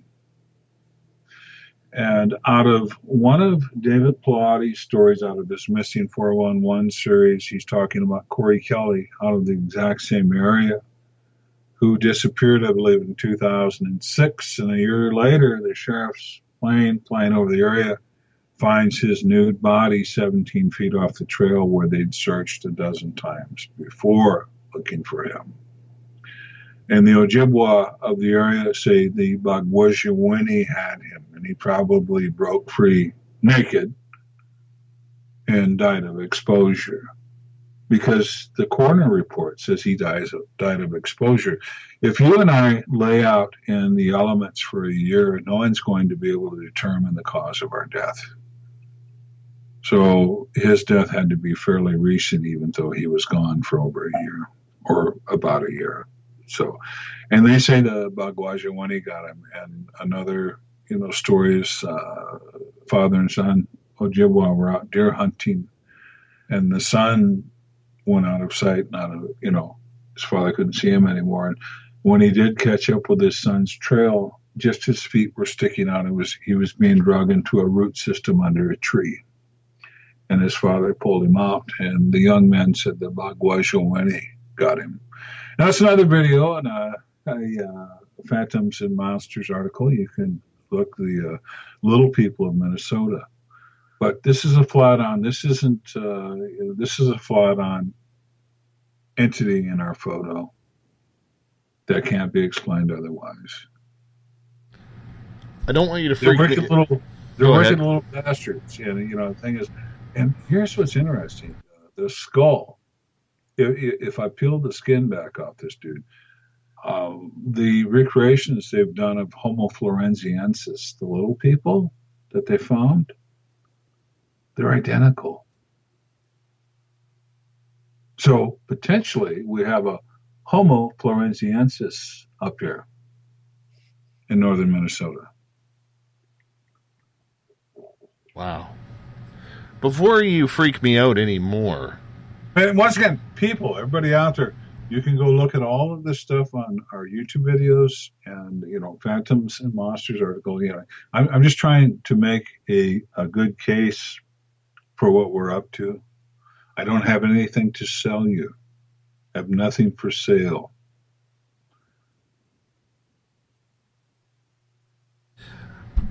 Giant snakes. Now, are we talking anacondas here, or are we talking... We're talking stuff as big around as a 30-gallon trash can, or bigger. Oh, my. In girth. Crazy stuff. Firsthand, I'll start with this. We started a river tour company on the non-commercial sections of the San Juan River in the Four Corners area back in 2003. And all kinds of crazy stuff went on. We could talk for days on the crazy stuff that went on. But on one occasion, my ex-wife, she's a Navajo lady, we had a huge party of people down. It was a day run. We set up a day run, and we were going to take out at the Four Corners Bridge area, down from the Four Corners National Monument. And she rolled up on me, and it's March. It's probably 65, 67 degrees that day, and it's snow melt from the Animus and the Southern Rockies. This is cold water. And she rolled up on me. She said, "A snake's chasing me." What?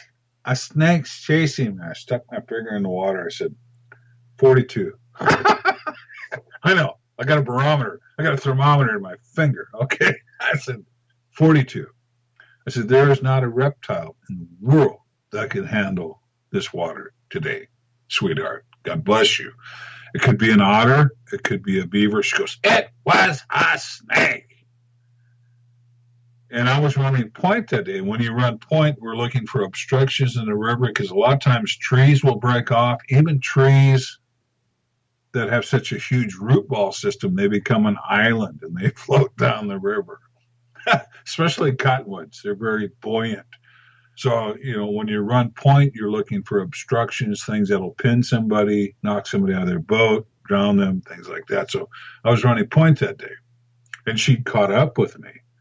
It's like, pull up over here. Come up. Let's pull up over here. And we pull up under some Russian olives, just enough to nose our boats up, our kayaks. And she goes, look, look, look. And I saw the nostrils above the water coming toward us. And they didn't quite look like a beaver. It didn't quite look like an otter. I couldn't quite make it out. And then they submerged. And once again, I'm trying to put her mind at ease with a convenient explanation. I said, it could have been a beaver, could have been an otter. And she's adamant about it being a giant snake. And as we're sitting there, this thing came up in between our two nosed up kayaks, in between them. And the head must have been right there.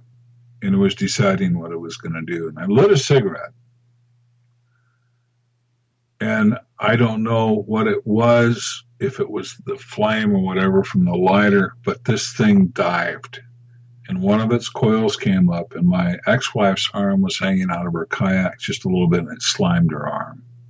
And then we both screamed. And the coil was 18 to 20 inches around. So land snake, 18 to 20 inches around, I would put this thing in about 30 feet. Anyway, freaked out after that, and I've got all these people up the river, so I rolled up the river as far as I could, and I'm yelling, snake, snake! But, once again, and here's the deal. I was following up on some BFRO reports with a gentleman. He was driving a water truck outside of Gobernador, New Mexico. And once again, it's the big disconnect, God bless you Navajo folks, when it comes to measurements and distances and so forth.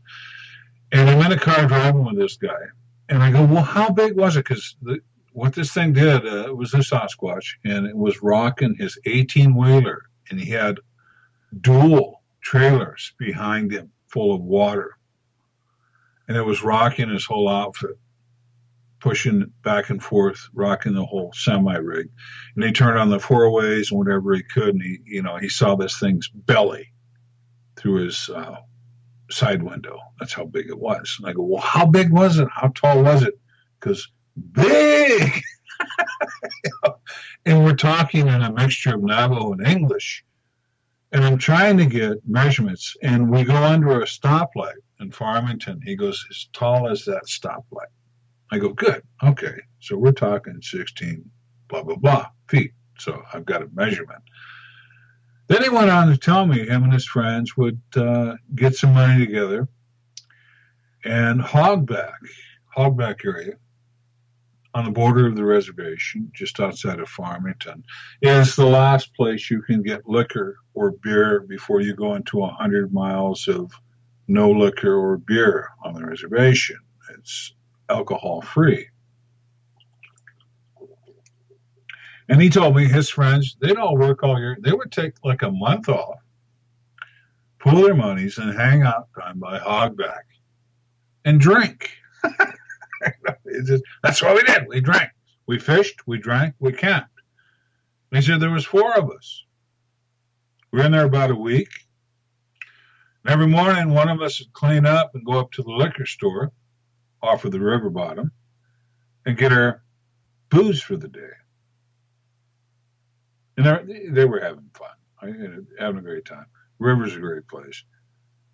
He said one of the mornings they woke up, one of their friends was gone, sleeping bag and all, but their backpack was there. And they were recollecting their thoughts from the evening before. Did you get in a fight with them? Another morning they woke up, one of their friends was gone. Sleeping bag and all, backpack is still there. And there was a swath leaving the area. And that's when they decided to follow the swath. And I'm listening to the guy's story, and he said, we got down to where there was some water in the swamp. And I saw the snake. He said, we had a 6-pack. He said, I dropped that 6-pack and I ran and I've been sober since. And I'm like, how big was it? How big was the snake? He goes, big! So once again, I don't get measurements. Now, what the tribe did back in 1962 is they put a retaining wall down in that area, the hogback area, to back up some irrigation water for the local people to do some farming. So there is a 600 or 700 acre swamp down there, which, you know, that's why I had a problem with this guy saying swamp, because I've run hundreds of miles of this river. You get swampy areas directly off the river, but no swamps. Now, I understand there is a swamp because of that retaining wall. So I give a lot of credence to what he said. So to be big enough to swallow a human, sleeping bag and all, and leave the area, you would have to be 50 to 70 feet long, because you see the pythons that are 20 feet long, bloated with a sheep, and they can't leave because they're digesting. Or they got the baby hippo inside of them, and they regurgitate it so they can leave the area. These snakes are big enough to ingest a human being, sleeping bag and all, and leave the area. Yeah, I'm never going there. Yeah, and there's a I call it the snake pit, but there's a section on the San Juan. I believe it's one of the tributaries that feeds in from Colorado. Just a small tributary, but there's a big backup and boil up, and it's a snake pit, but it's a water snake pit. Spooky as hell down there, but there's huge snakes down there. Huge. And so many reports, these people were on a 2-track road on the San Juan, near the San Juan, and the girth of the snake was above the bumper on their raised 4x4, and they stopped. And they freaked out, and they backed up, and they went to get around it, and they went down closer to the river, and they came across its tail across the next 2-track road.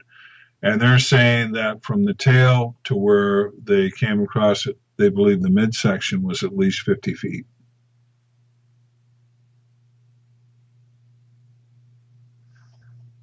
Stories of giant anacondas. And there's another thing, too, is we're going back to the cold water. The cold water on our first sighting, like I said, 42-degree water does not represent a reptile having a good time with cold blood. These things have some kind of antifreeze. And we go back a little further to the giant snakes. The Hopi got word the government was going to do something to them back around 1911, 1912. They got word of it. They let go of their snakes out of the kivas. There's a rancher outside of Winslow, Arizona, followed a swath through the snow 4 feet wide for over 20 miles. The Hopis let their snakes go. What they didn't know is the government was coming to conscript their children into forced public education, but they didn't know. They just got wind that something was going to happen. They let their snakes go. Clifford Mahooty, he's a Zuni elder. He's been out in the pits, the Hopi with the snakes, and I asked him, how big are the snakes? And he goes, big! I go, bigger than a bread box? How big? And once again, disconnect. Size, measurements. Big! So I don't know. This gets deep and dark. All of this is deep and dark, but you have to understand all of these things with every phenomena represented that you're dealing with. And you go to the roots, you go to the origins. So the origins of the furry people, the dogmen, are successful genetic manipulations that have survived till present day. That's it.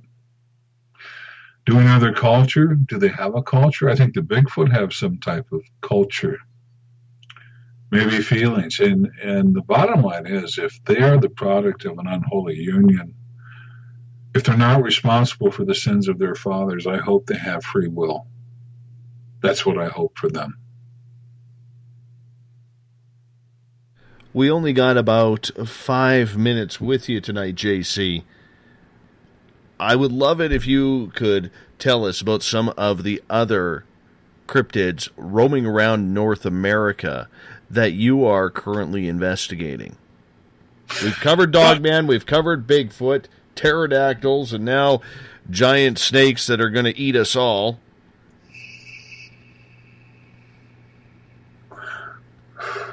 Let's go back to, you guys want to talk about the, let's see, that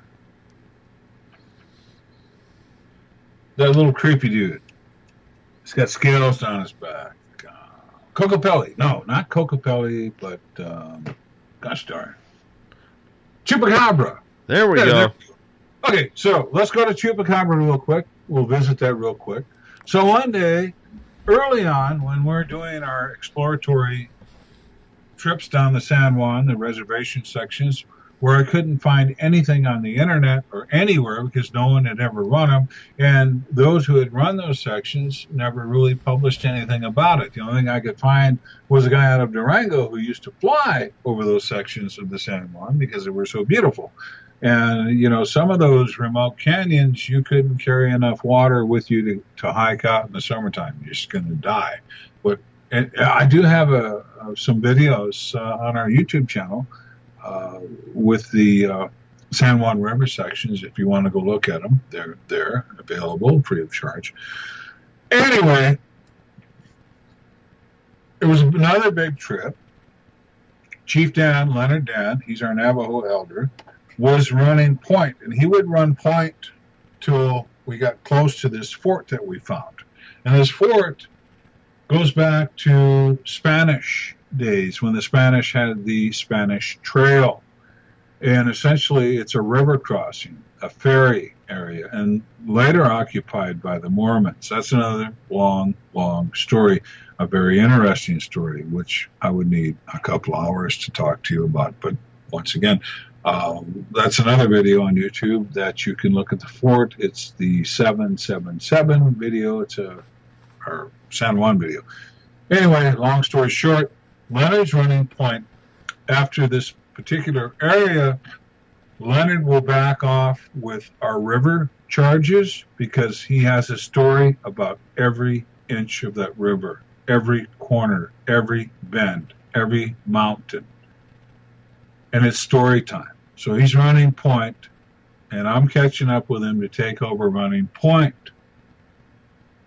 As I'm catching up with him to run point, this thing blows up all the brush and takes off. And Leonard, Chief Dan, pulls up on it, beaches his kayak, and he's looking. And I roll up behind him. I go, what the hell was that? Was it an elk? A deer? A bear? He goes, no, it was a Cocopelli. I go, okay, Cocopelli. And in the back of my mind, that's the flute player, the Anasazi flute player, blah, blah, blah, blah, blah, blah. So anyway, we get down and we get our charges put up, we get their houses put up, their tents and everything, and I hand them their MREs. I'm not cooking down there and getting anybody food poisoning or botulism. They can blame the government. So they're getting their MREs. And it's guide time. We're sitting around the fire, all the guides, and we're drinking beers. I go, Leonard, Cocopelli, that's the flute player. He goes, well, yeah, that's the popular version of it, the flute player. But it was actually, the Cocopelli were the house pet of the Anasazi. I go, really? He goes, yeah, and that flute thing is not a flute. That's a tube that comes out of the back of their throat and sucks the blood of their victims, and they slash the jugular veins with their sharp claws. I go, really? He goes, yeah. And he said, they're still down here today. He saw, that's what I saw today was a Cocopelli. And he was talking about the plates on their back that slap and make noise when they get frightened, like a rattlesnake rattles its tail. And I'm thinking, and this is years ago, and I'm going, Cocopelli, Leonard, that's Chupacabra. And Leonard knows enough Spanish, being from the Southwest. He goes, what? Goat sucker? What the fuck does a goat sucker got to do with Cocopelli? I go, Chupacabra is what you're describing to me. Mm-hmm. And he goes, yeah. He said, they've acclimated to the area. So when we ran off the Anasazi, most of these critters got left behind and they're still here. And I've seen their very prints. cool. I've seen their prints. It looks like a little baby footprint, like a human baby footprint. Yeah. With 3 toes, and sometimes the claws are out, and sometimes the claws are retracted. And he says even the cattle that the Navajo are running, he said, look, they get the cattle acclimated to letting them jump up on their backs, slice a vein on their backs, drink some blood, and then they hold the vein until it coagulates again. He says some of these cattle going through auction have scars on their backs. Brutal. Yeah. My friend, I got to wrap this thing up. I could go another 3 hours with your stories. Thank you so much, JC, for doing this tonight. Thanks for having me. Had a great time. I'm going to get you to hold on for just a couple minutes here because I'm going to wrap this thing up. If you're listening in on the Spaced Out Radio side, you hear Mr. Ron Bumblefoot THAL rocking away with Little Brother is Watching. Mr. Bumblefoot brings us in and takes us out of every single episode. Coming up this weekend, Saturday and Sunday night, starting at 9 p.m. Pacific, midnight Eastern Time, we have Uncle Jimbo James Tyson and Elizabeth Anglin. Yes, it's time for Spaced Out Weekend once again. We want to say thank you for everybody tuning in. I will be back on Monday night. We're going to talk colonizing Mars. Robert Zubrin is our guest. It's going to be a fun show. I hope you are there with us as well. I want to thank JC Johnson from Crypto Four Corners. Go on YouTube, type in Crypto Four Corners or JC Johnson to get his videos there, and give their Facebook page a like. Crypto Four Corners as well. Talented team doing the investigation right. That's why we got them on here. Do me a favor, my friends, as we wrap it up. Tell a friend. That's how we're going to grow this. We're 25,000 a night strong. I want to see 30. Let's hit this thing up together. I'll do the work.